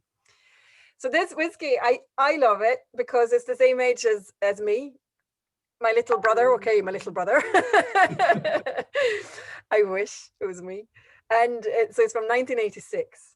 So I mean, I can remember 1986 very well. I remember this little wrinkly racing coming home from the hospital with my mum and dad. And it's a good year. It's been bottled at 52.4%. And there were 222 bottles in total of it.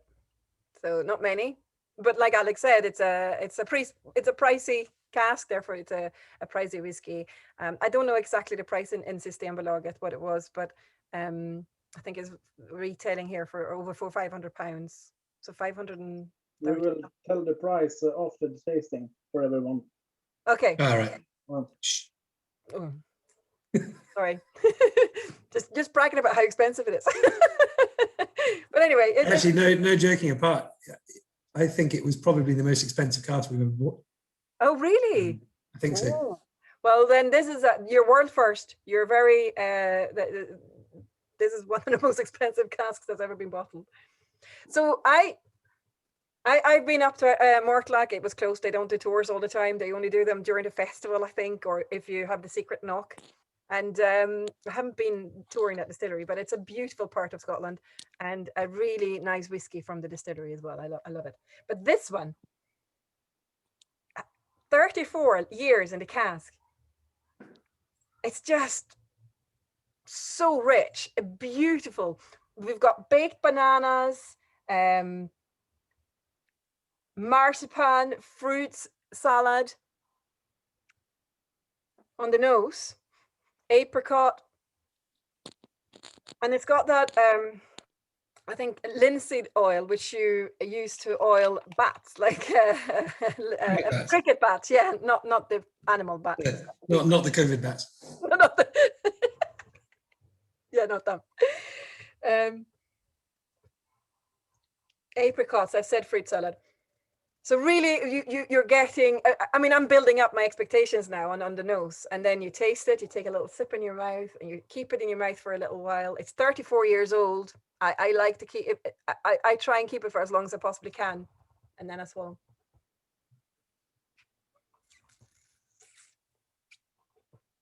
I mean, so 52.4%, to me, first of all, it doesn't have any of that bite in it. It's just, oh, it keeps going. Beautiful long finish. The palate continues with the fruit that is now adding a little bit of honeycomb, that sweetness of syrup and honey. Walnut pralines. I don't know if you know Hokey Pokey ice cream. I think that was my comment. I'm just reading them off there now. I lived in New Zealand for a short while, and in New Zealand they make this ice cream called Hokey Pokey. So if you have friends in New Zealand, that's a very special ice cream. It's got that sort of on the finish you get a little bit of herbs, sea salt. Yeah, it just keeps giving. It just keeps giving you more and more flavors, and the finish is just phenomenal. It just keeps going on. Savory and salty, but definitely It's one. oily as well. Very Lovely oily. oiliness. Very oily. It just did not disappoint. We saw the label when it came in, and we were tasting it on the evening, and when we were doing the tasting notes, you have these expectations, and they were really good. I am not disappointed. But what do you all think? Is there thumbs up? It's a good one. Yeah, good, great. I can liquid love. Liquid love. I like it. Yeah. Oh no, I love it. Absolutely love it. Great there. Thanks, Pea. That's a good one. Thumbs up. Spicy and smooth in the same way, in some peculiar way. Pardon? Spicy and smooth in the same time. It does have the elements of herbs, and it does. Yeah, it is. Just reading. It's also there's also a saltiness on the side of the tongues too. Yeah. On the side of the tongue, and that's unusual for Speyside. Yeah. Oh wow! So 95 points. Sansas lite, okay, 92 from Oresta. So people are over 90 anyway, which we'll take that. That's a great review. And I think there isn't many left to get hold of. I don't know. Pardon? Is there any in Sweden? I don't know if it's if there's any left in Systembolaget. Sorry, I haven't actually. It will be released in Sweden in March. Oh, this is the one that's coming out in March. Okay, right. Well, in that case, if you want a bottle, you have to be in Sweden. Do you know? I think you just check on Clydesdale's website. Am I right? And then you can see there when things are coming out. They give you. Okay, so do that. If you're looking for any of the Adelphis or Ardnamurchans, the Clydesdale's website will tell you this whiskey coming out and then the date. Because I do that after the tasting, then. Yes, don't do it now. Yes. You know them so well. We'll start losing people.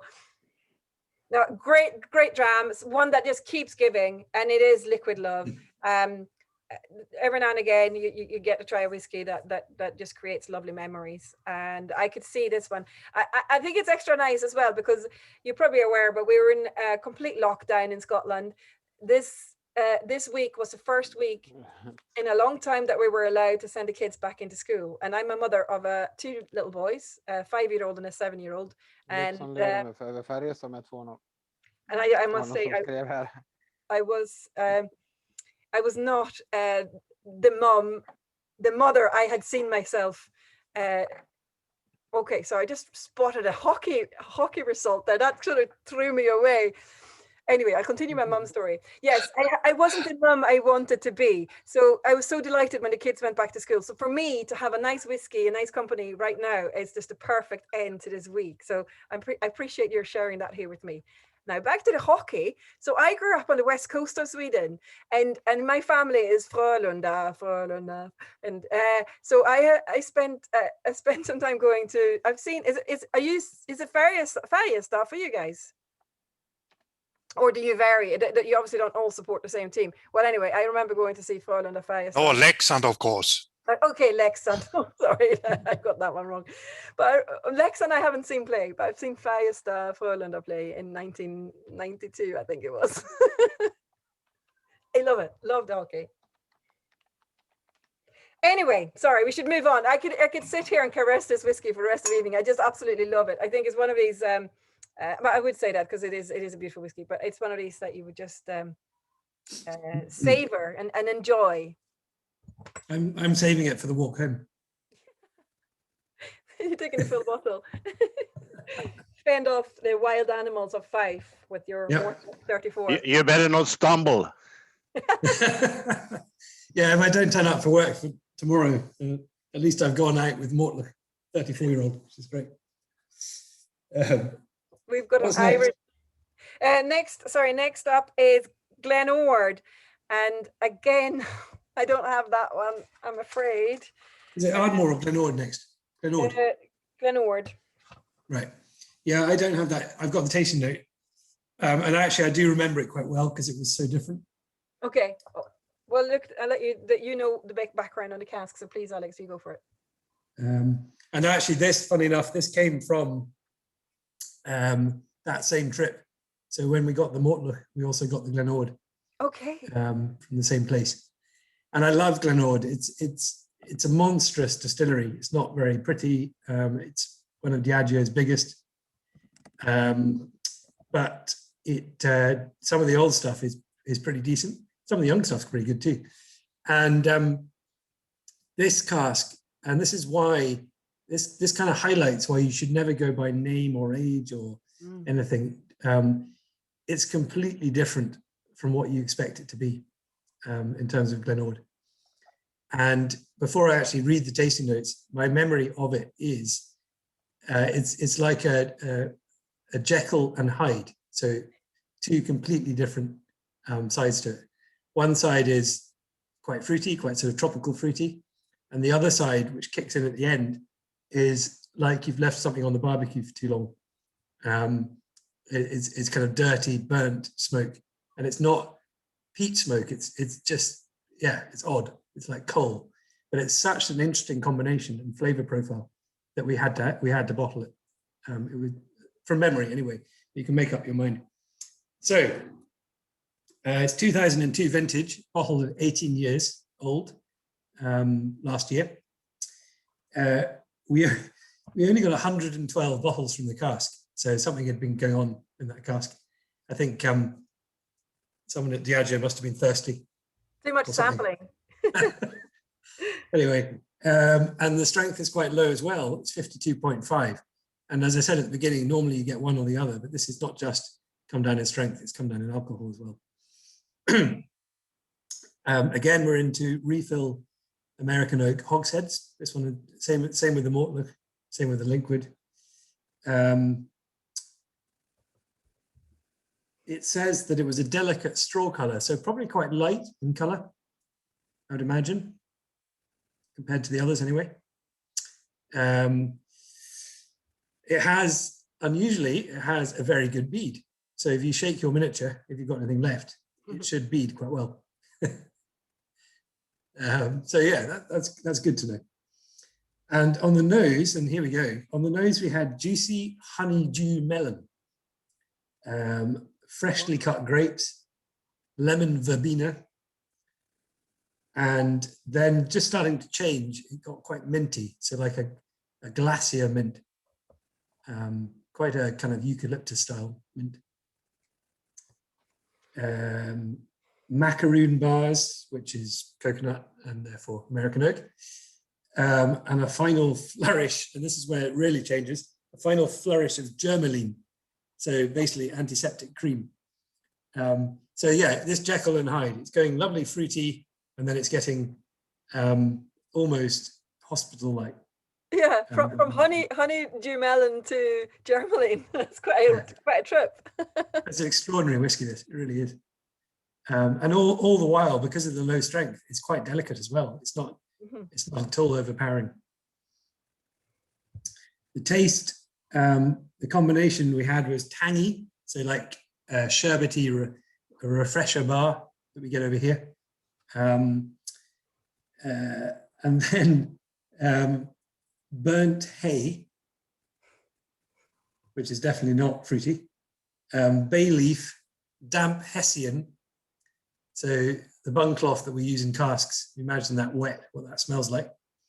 And all of that kind of encompassed by embers, so a dying fire and the smoke from it.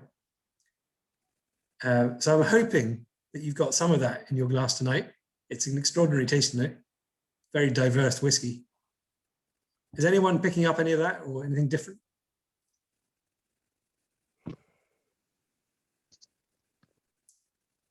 Pipe tobacco.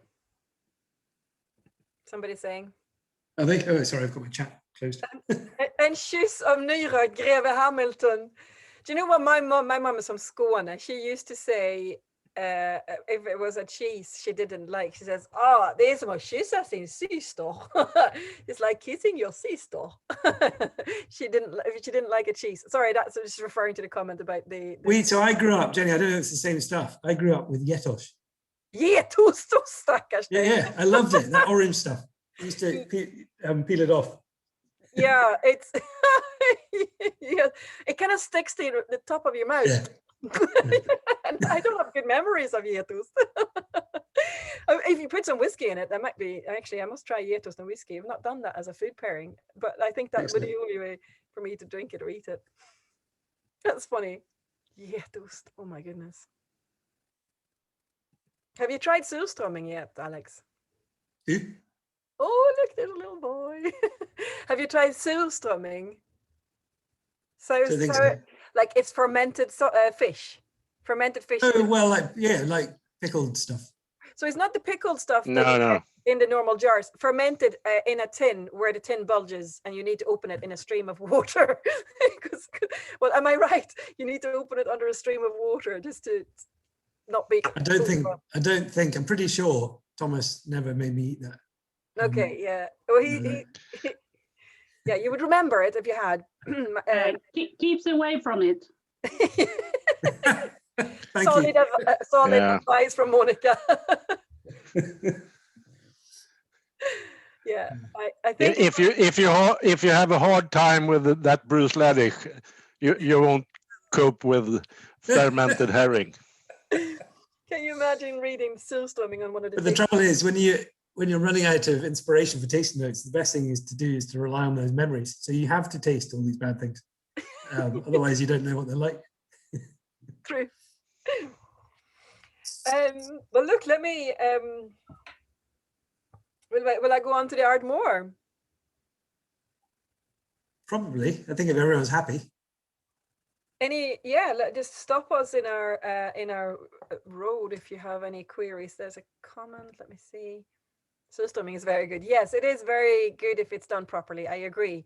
Well, no, I don't. I have not actually done it properly, so I can't say I love it. But my parents go to a surströmming party every summer, and they swear by it. It's outdoors because you can't eat surströmming indoors, I don't think. And my friend is in charge of finance for one of the big surströmming companies in Sweden, so I have to like it a little bit. But yes, let's just move on then.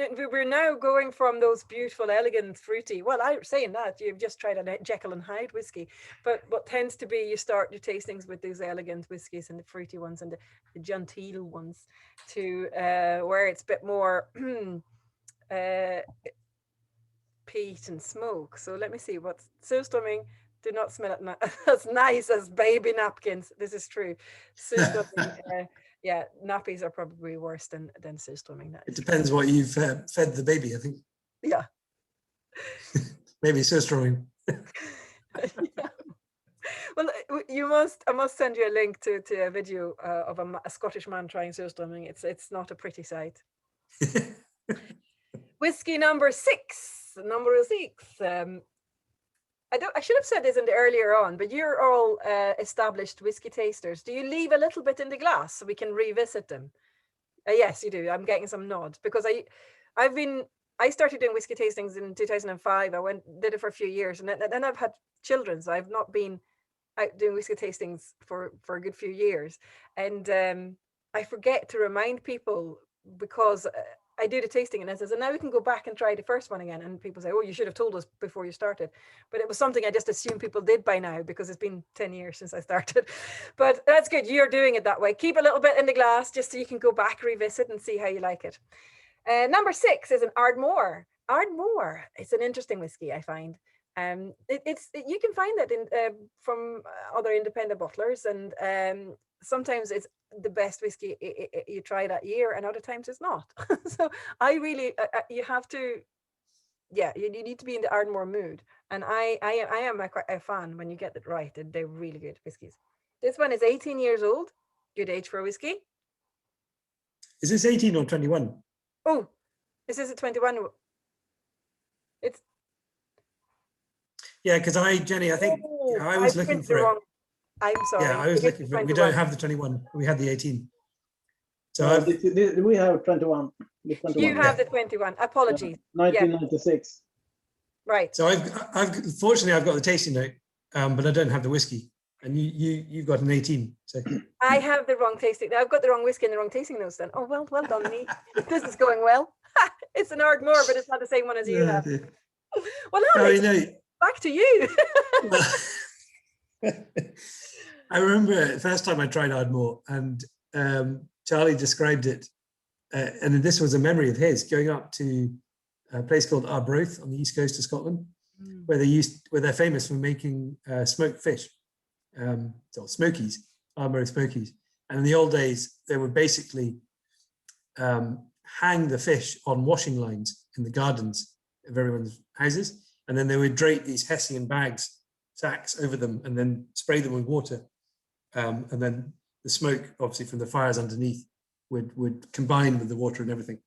But you could see, from about 20, 30 miles away on approach to Arbroath, there was just haze of smoke and the smell of it. And Ardmore has a lovely kind of Arbroath smoked fish smell to it normally. But this is what I'm getting. So when you're talking about that, and the smoked mackerel and the smokehouses, just getting that. It's much more foody than Islay smoke. It's much more cheesy or fishy normally, but smoked. This particular one, the 21-year-old, was a refill hogshead again. It was distilled in 1996. I think we bottled it in 2018 from memory. It's still very high strength. You don't notice it too much from memory. It's 61% alcohol, which is quite hefty for a 21-year-old whiskey. And you can delight in thinking that they couldn't drink it in Norway. It's deemed to be a narcotic in Norway, that alcohol. Anyway. They're just wet blankets over there. I know, yeah. We reckon it was kind of white wine color. It's got a good bead. Quite herbal to start, we found.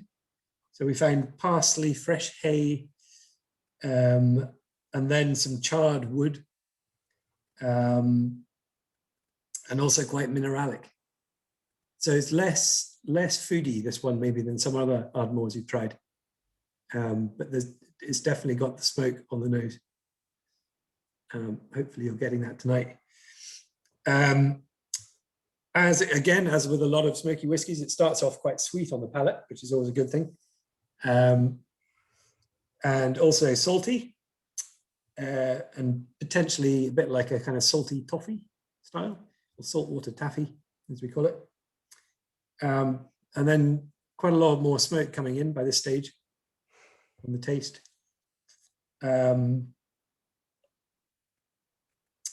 Yeah, and basically the rest of the taste note is all about different types of smoke and soot and ash.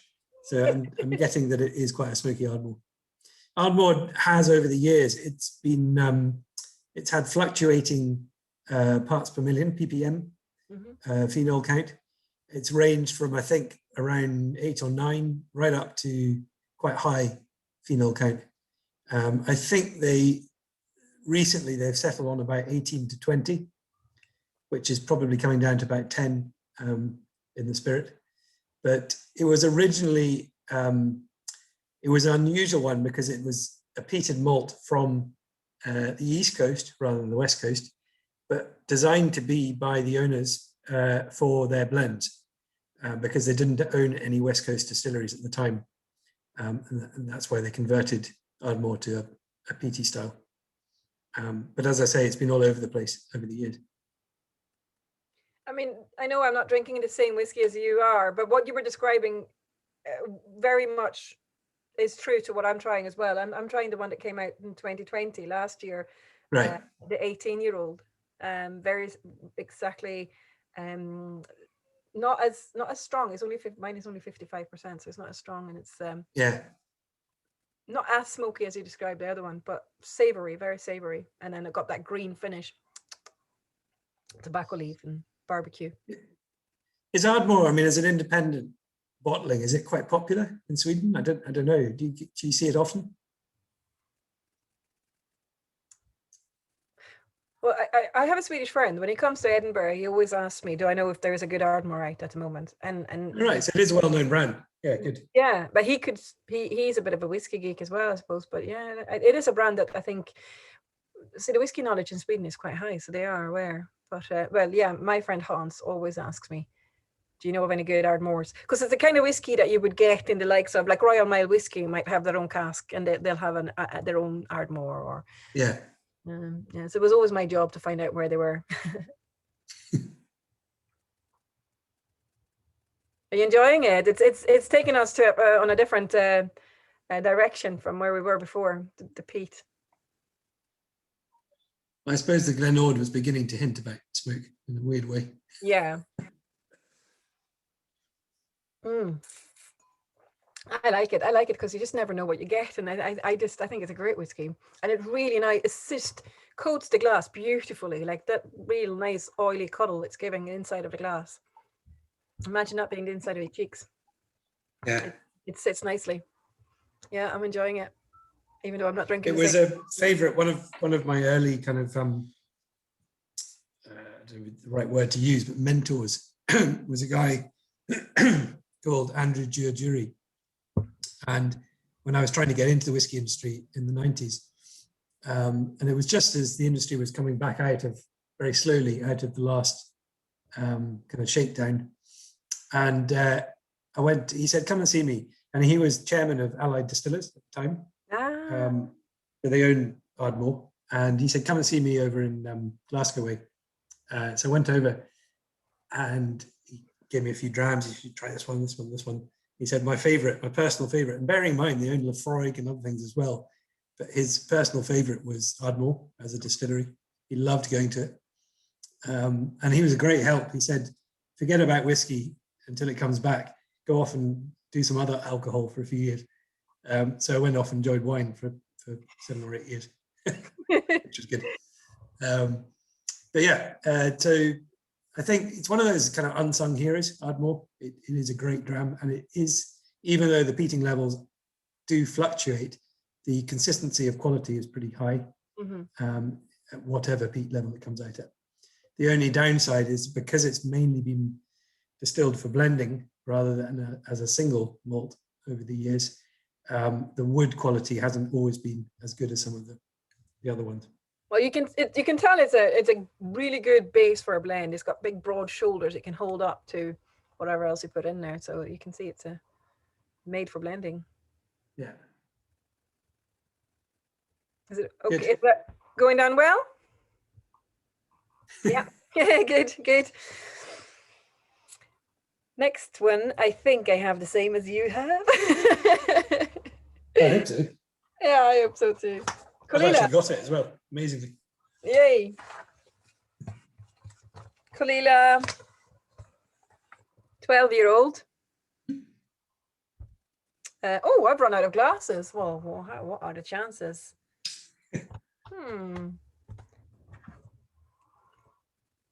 Reuse the gin one from earlier. Let's see if this works. Could I have a clean whiskey glass, please? Let's see if that works. Yeah, so Kalila, obviously, sorry, Alex, you are the cask man, so you would have maybe remembered where you got the cask from. Kalila, yeah, look, to be honest, we have a long-standing contract direct from source for this particular whiskey and some of its stablemates. So yeah, we have a decent quantity of Kalila, which is good.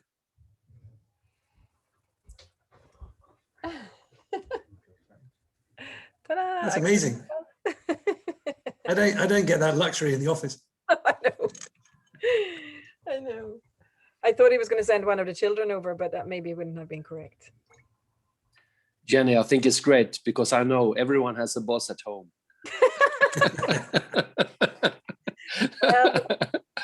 Behind every man is a yeah, the boss. Mm. Yeah, sorry. So I interrupted there. The cask. So this is the. I'm just making sure I've got the right one because I have. There were two Kolilas that came out. There were, yeah. 54.9, is it? That's the one I've got. 4.9, yes. Yes, got the right one. Jenny, of course I meant that you are the boss. Yeah. Of course. Yeah. I also have a boss at home, watching TV right now. I am the boss in this house, as our 5-year-old keeps telling his dad. So Mama is the boss. And I love it. I never even told him. He just got it by osmosis. Oh yeah, so Kolila is from the island of Isla, and I'm sure a few of you have visited Isla.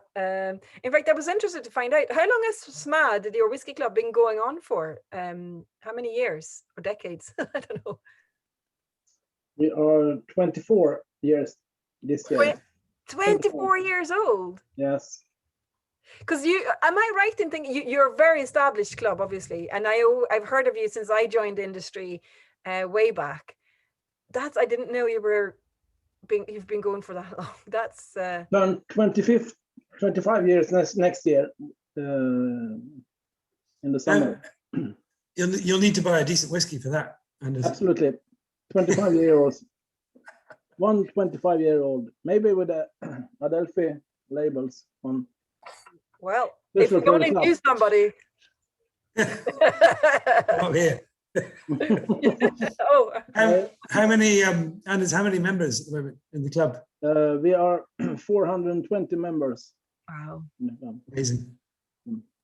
I remember coming to you and how big, even, just the room and all the people. Yeah. I was quite nervous. And are you all in Borlänge? No. No. Are you all over Sweden or in the same sort of region? Today we are all over Sweden. Some in Stockholm, just outside Stockholm, Västerås, Luleå as well, I think. Wow.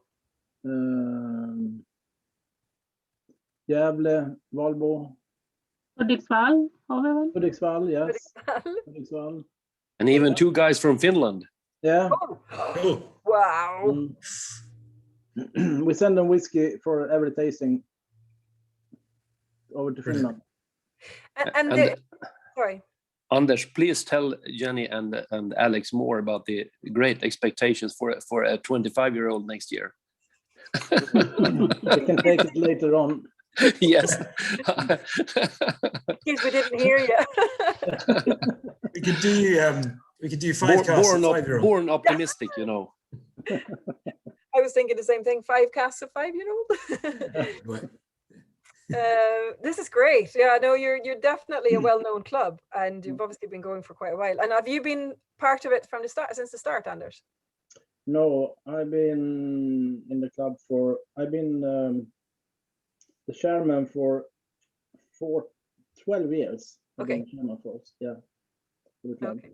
Is there anybody in the club here tonight that has been here for 24 years? Yes. Bernd, who starts the club, is with us. I know. Oh, vad Bernt, var det du som startade klubben? Ah, men okej. I see. Ja, 7 juni 1997 hade vi första provningen. But Ben, you don't look old enough to have been legally allowed to drink 25 years ago. That's amazing. 1997 is the year I moved to Scotland. Oh, wow. Great year. Brilliant year. Oh, well, look, I just thought I'd check with you because you've obviously done trips to Scotland throughout your 24 years. And you would have been to Isla more than once, I'm sure. Kolila is the biggest distillery on Isla. And we used to joke about when I worked for a smaller distillery in Campbelltown on the other side of the water, that Kolila, well, what we made or what they make in that distillery is what Colila makes in a lunch break or in a pee break, really, because I think they are producing about 7 million liters of spirit a year, which is quite a lot compared to the little ones in Campbelltown. But great whiskey nevertheless. Again, we're talking about a whiskey that's made for blending, but I mean,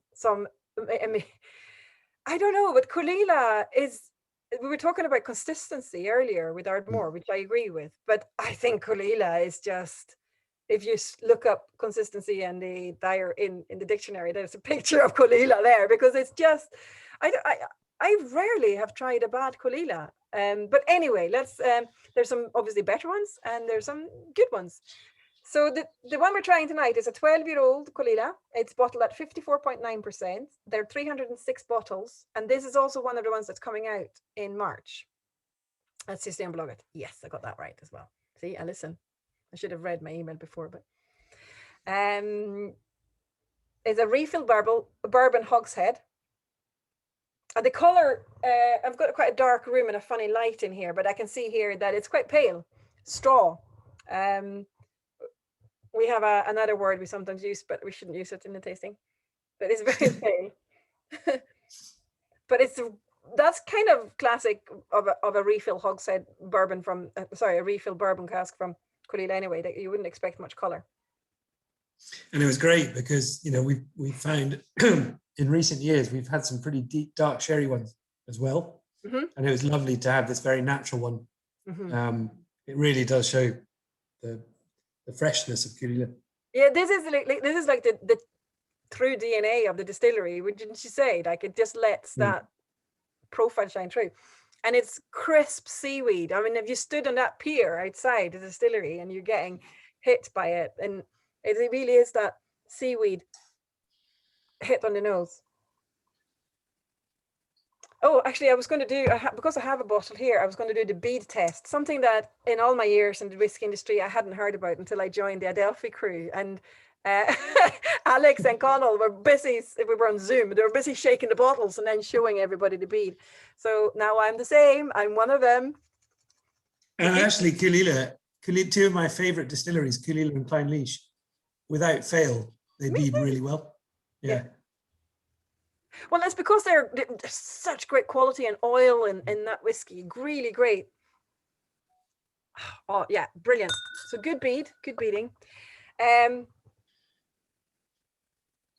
It's got that sort of citrusy, quite a prickly citrus shining through underneath the seaweed. Sorry, I should probably read the tasting notes before I just go right on. We've got oyster shells, agree with that. Preserved lemons, told you. Pickled lemon rind and tobacco. Oh, tobacco, yeah. I sometimes have friends that run a whiskey shop in Edinburgh, and you go in and the whiskey and tobacco, and you just get hit with this tobacco leaf smell. I love opening the jars and putting my nose down. It's just fresh tobacco. It's just something different. Reminds me of a granddad with like the pipe. Great. So that's on the nose, on the palate.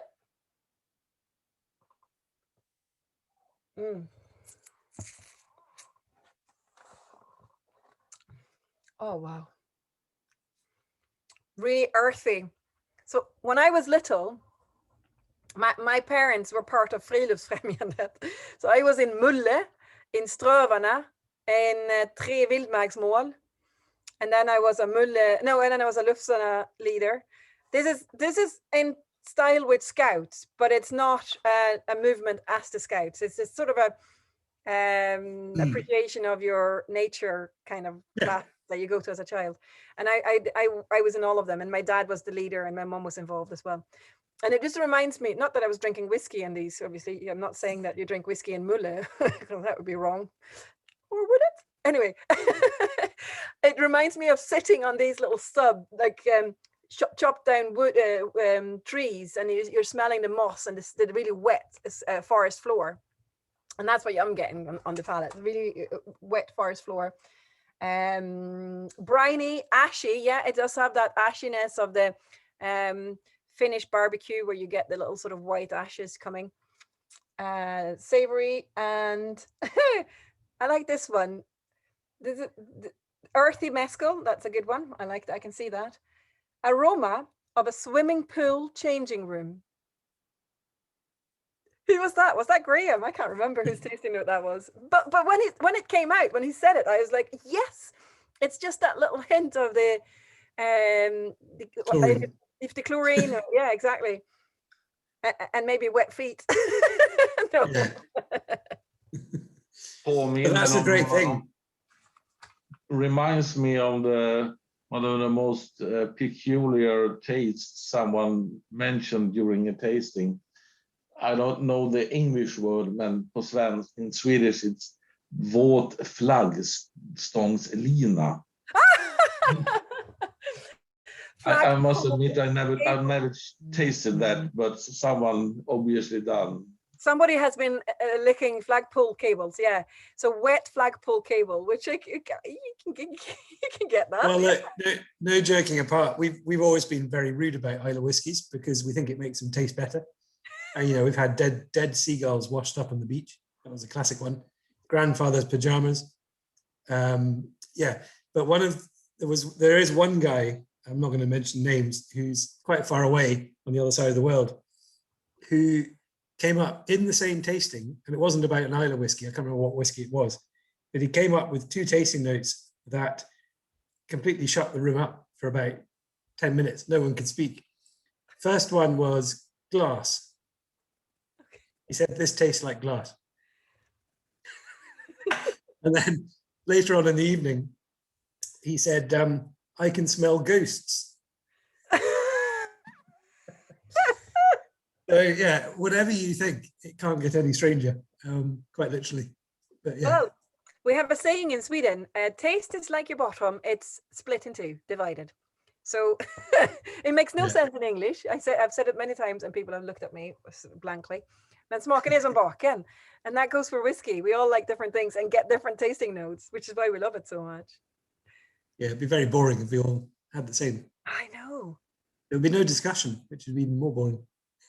I love this. This is proper, like real. I don't know. This is the kind of whiskey I would go for on a night out. Well, we're getting the hockey results again.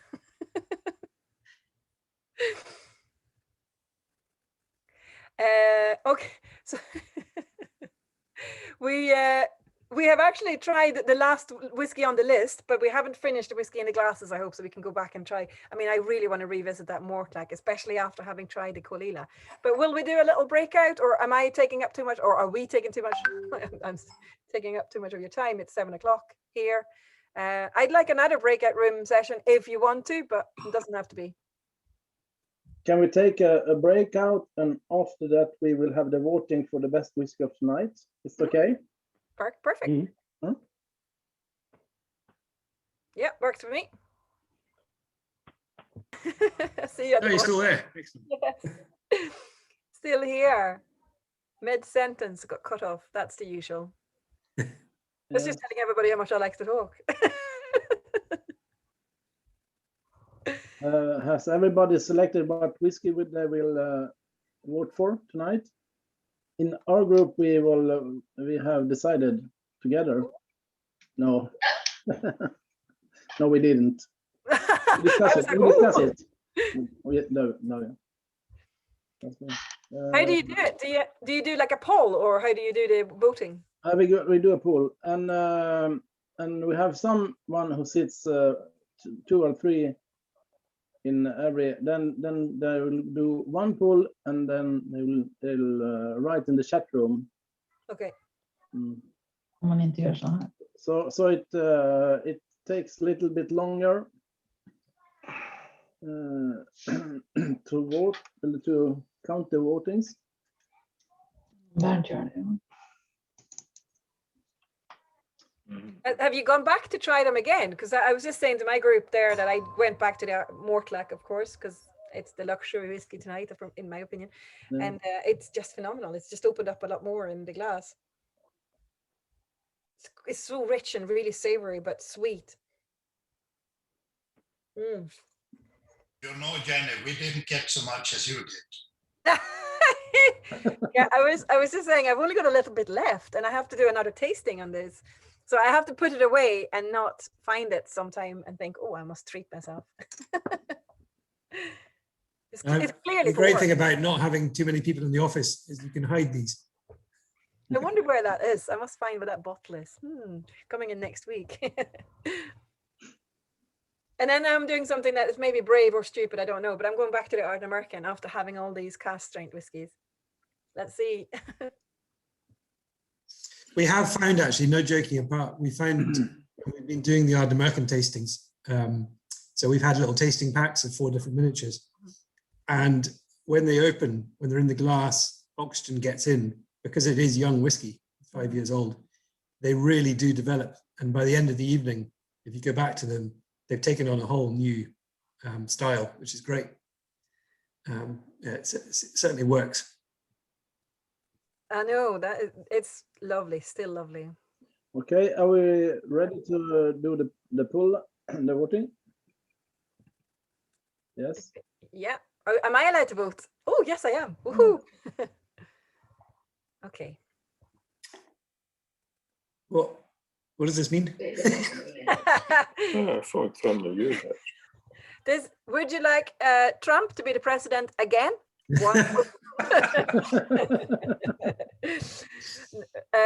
No, it's which glass was your favorite? Is the best whiskey, and then the second whiskey, and then okay, and then the third. 1, 2, 3, yeah.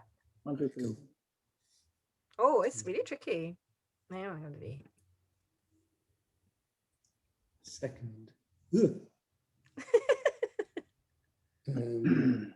Well, the trouble is, we didn't taste them. We have to think about this virtually. Yeah, I've just voted for the ones I tasted.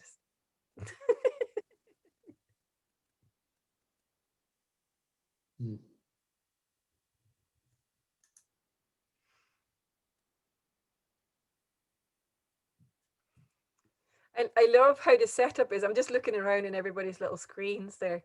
Karin and Anneli, you've got a lovely setup there. You're in the sofa, you've got the glasses. And are we on your TV screen? Yes, I love it. We're famous at last.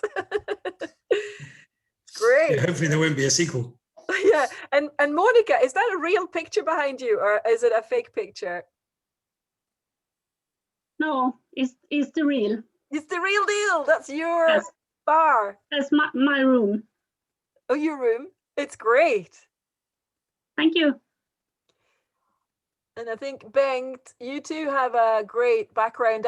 Is that a picture of somewhere you've been? Bengt, I think it's Potstill in Glasgow. Yes. Someone I spotted earlier was actually trespassing in our warehouse in Ardnamurchan. Who was that? Is it Lars Walker? No, you were in a warehouse. Yeah, that's when we camped with our motorhome inside the walls of Brofade. Could we stay here for tonight? Oh, yes, you could. So we stand just underneath the Brofade logotype. Yeah. And the trailer came that night and unloaded malt just between us. What an experience!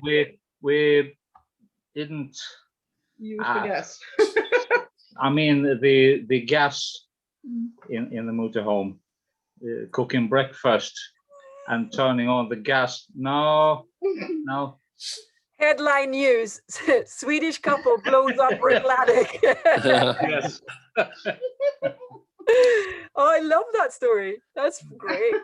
There's such a we have a tasting in the warehouse in Brocklady.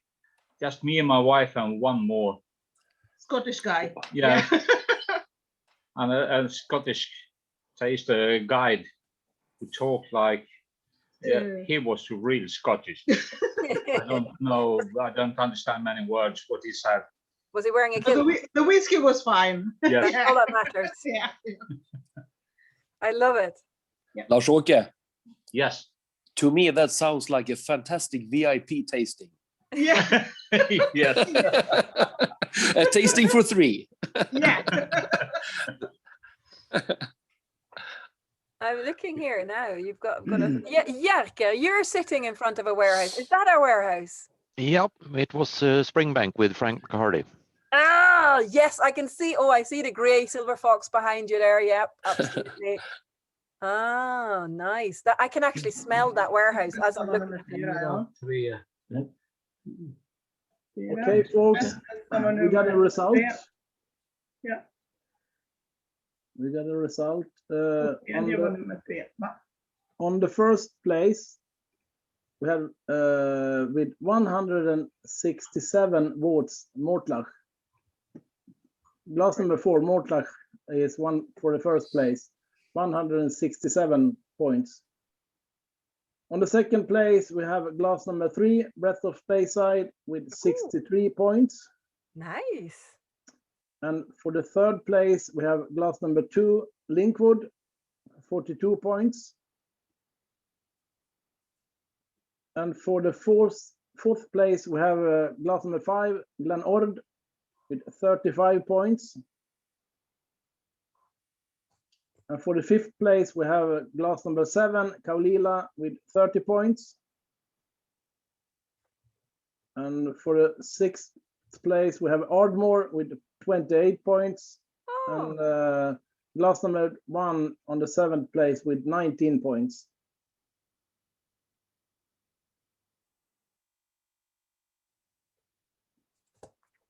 Okay.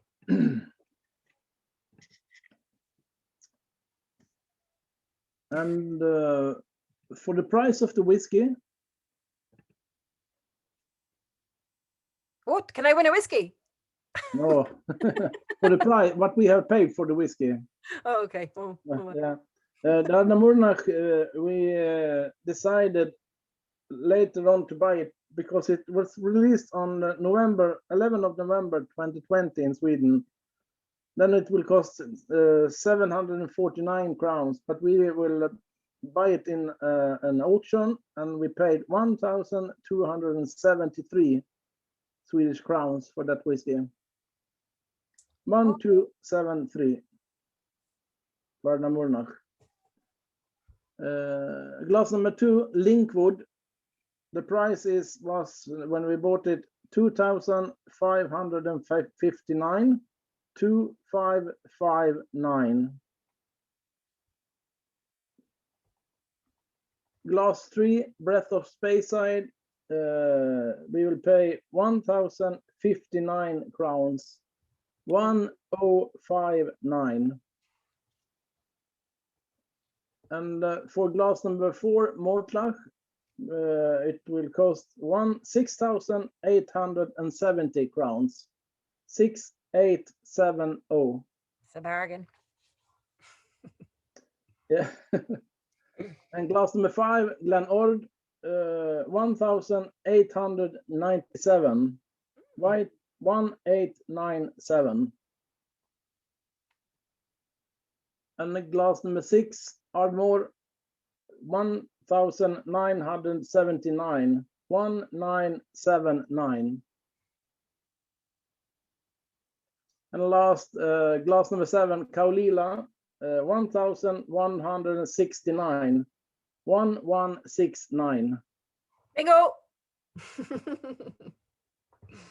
Cool. Oh, so you had to buy the Ardnamurchan on an auction. Sorry. Interesting. Yeah. It's a shame. It's something we really trying to figure out. Like, it's hard. It's a hard one. No. I don't know if Thomas or Tina is still. No, they said goodbye after the second okay. whiskey. Okay. Yeah. Okay. They're tired of my voice. They've heard all the bad stories before. We had heard both Thomas and Tina before, so we know the story. Yeah. But they made it possible together with you, Jenny and Alex, to do the tasting. And usually when you come to Sweden and have a tasting in Borlänge, you get one of these. Every distillery I've been to in Scotland, Yeah. it doesn't matter how far away from the rest of the world it is, has one of those in the distillery. Yeah. You are famous for it. Yeah, and soon you will have one, each one. Thank you. Fantastic. So, every single hose is unique. When you see the painting, and you will see it when you get it in Scotland. So Love it. yeah. Oh, that's brilliant. Does any of you, do you work at there where they make them, or have you? No. It's I'd love to visit. 100 kilometers north of Borlänge. Okay. They made it. Beautiful. So I will send it to you, and I know that you have some cravings about some Swedish candy and so on. So it might be something more in the package when it arrives. Some rotten fish. Yeah. Trust you, Alex. Rotten fish for you, Alex, and candy for Jenny. Can I have some Yetosh, please? Yes, do send them a geitost. They can have a geitost. I could put in some salty licorice for you if you want to. Thank you. Oh, I love it. I love it. Oh no, this has been great. I am, like I said, I'm learning the ropes. Alex is a dab hand at this. I miss people though. This is a great alternative to do the Zoom tastings, and we've seen so many people throughout the lockdown all over the world. I mean, Alex has been doing tastings in, I think, Taiwan and 7 in the morning, and in various parts of the world at really odd times. But I just still miss that interaction with people and seeing you all and hearing you're laughing or not laughing at our bad jokes. I just miss that. But it's been great. I've enjoyed it. No, it's been fantastic. It's so kind of you to have us tonight, and to see so many of you as well. It's been absolutely brilliant. So yeah, thank you so much, and for the support over the years. I mean, I can't believe how long it's been since I've been to Borlänge. You know, I didn't even have a distillery last time I was there, and now we have a whiskey. So yeah, thank you so much for having us, and here's to the next time we can all meet. Thank you both. Thank you. So is there anybody who has any question to Jenny or Alex before we leave tonight? Not a question, but I have a bunch of positive feedback, if it's okay. I really want to tell you that in my mouth, Adelphi always stands for a very high quality. And for me, this was the first time tasting Ardnamurchan, and I really looking forward to follow the coming history of this great distillery. I think it was really good. And then finally, I have saved the best for the last. Jenny, it was my first time meeting you, and I really want to tell you, you seems to be full of life. You have a sparkling charisma. Keep up the good work. She's not getting a pay rise. So I thought I might be getting sacked after this tasting because I had the wrong whiskey at one point. I just spit out some whiskey. Thank you so much, Mikael. That was lovely to meet you too. I really mean it. And don't think about that technical failure, because I don't care. And also, I'm gonna watch that link, because you really sold that link for us. I will watch it. I promise you. It was my first job with Ardnamurchan, was to work out the storybook for our Ardnamurchan whiskey. So I would love to say it's my baby. It's not, because it's Alex's baby, but I played a little part, and I absolutely love that you can see so much from the distillery just by scanning it using your phones. Thank you. That was kind of you to say. Thank you so much. Yeah, thanks, Mikael. Thank you. You're welcome. And Jenny, can you be in touch with me where I will send this one? Will I send it to the distillery or some other address? Yeah, I'll send you where to send it. Probably Adelphi, but I'll give you an address. Yeah, please. I have your email, Anders. I'm sure we've Yeah, I do. Yeah, I do. You have. I know you do. Cool. Good. That's good. Thank you, everybody.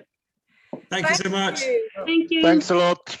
Take care. Bye. Thank you. Bye-bye. Heja Frölunda. I'm going to hang and see who's going to be last. Then you have to wait. Because it's bedtime here and I have children. If I stay in here, I don't have to take the children to bed. It looks like I'm still working. That's a good one. Yes. That's a good one. Alex,